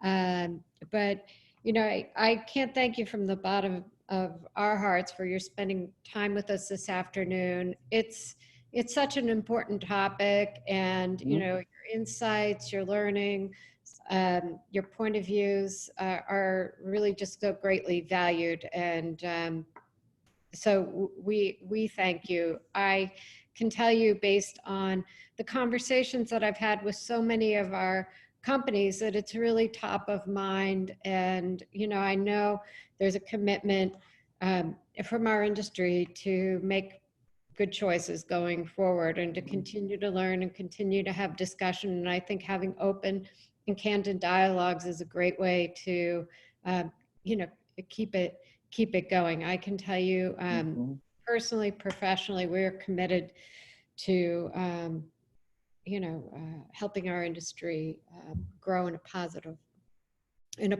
way in that manner.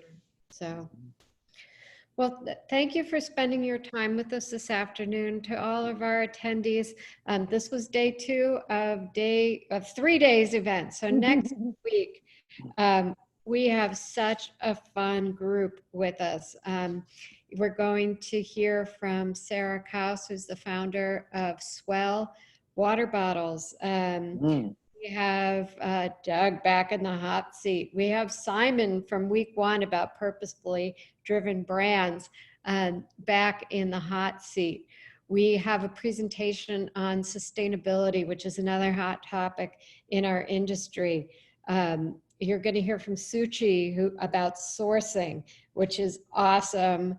A couple other surprises, and then the end of the day, a end cap of our event from Carlos Santana, you know, music artist, but also an artist and just a prolific creator. And, you know, he's been around our industry for a while, so he will be calling in from Hawaii. So we can't wait to hear what he has to say too. Big thank you to our sponsors for making this event possible, to Suchi, Marshawn, Collection 18, Spec Studio, Fashion Make Change, and the Jewelry Group. And again, Kristen and Doug, thank you for making our second day a really special ending. And I truly appreciate your willing to be so open and candid and share with us all. Kristen, you mentioned a document you have. Anything you want to share, we'll share it with all of our attendees, and would definitely appreciate that. Same with Doug. And Doug, we'll see you next week. All right, bye everybody. Have a good afternoon.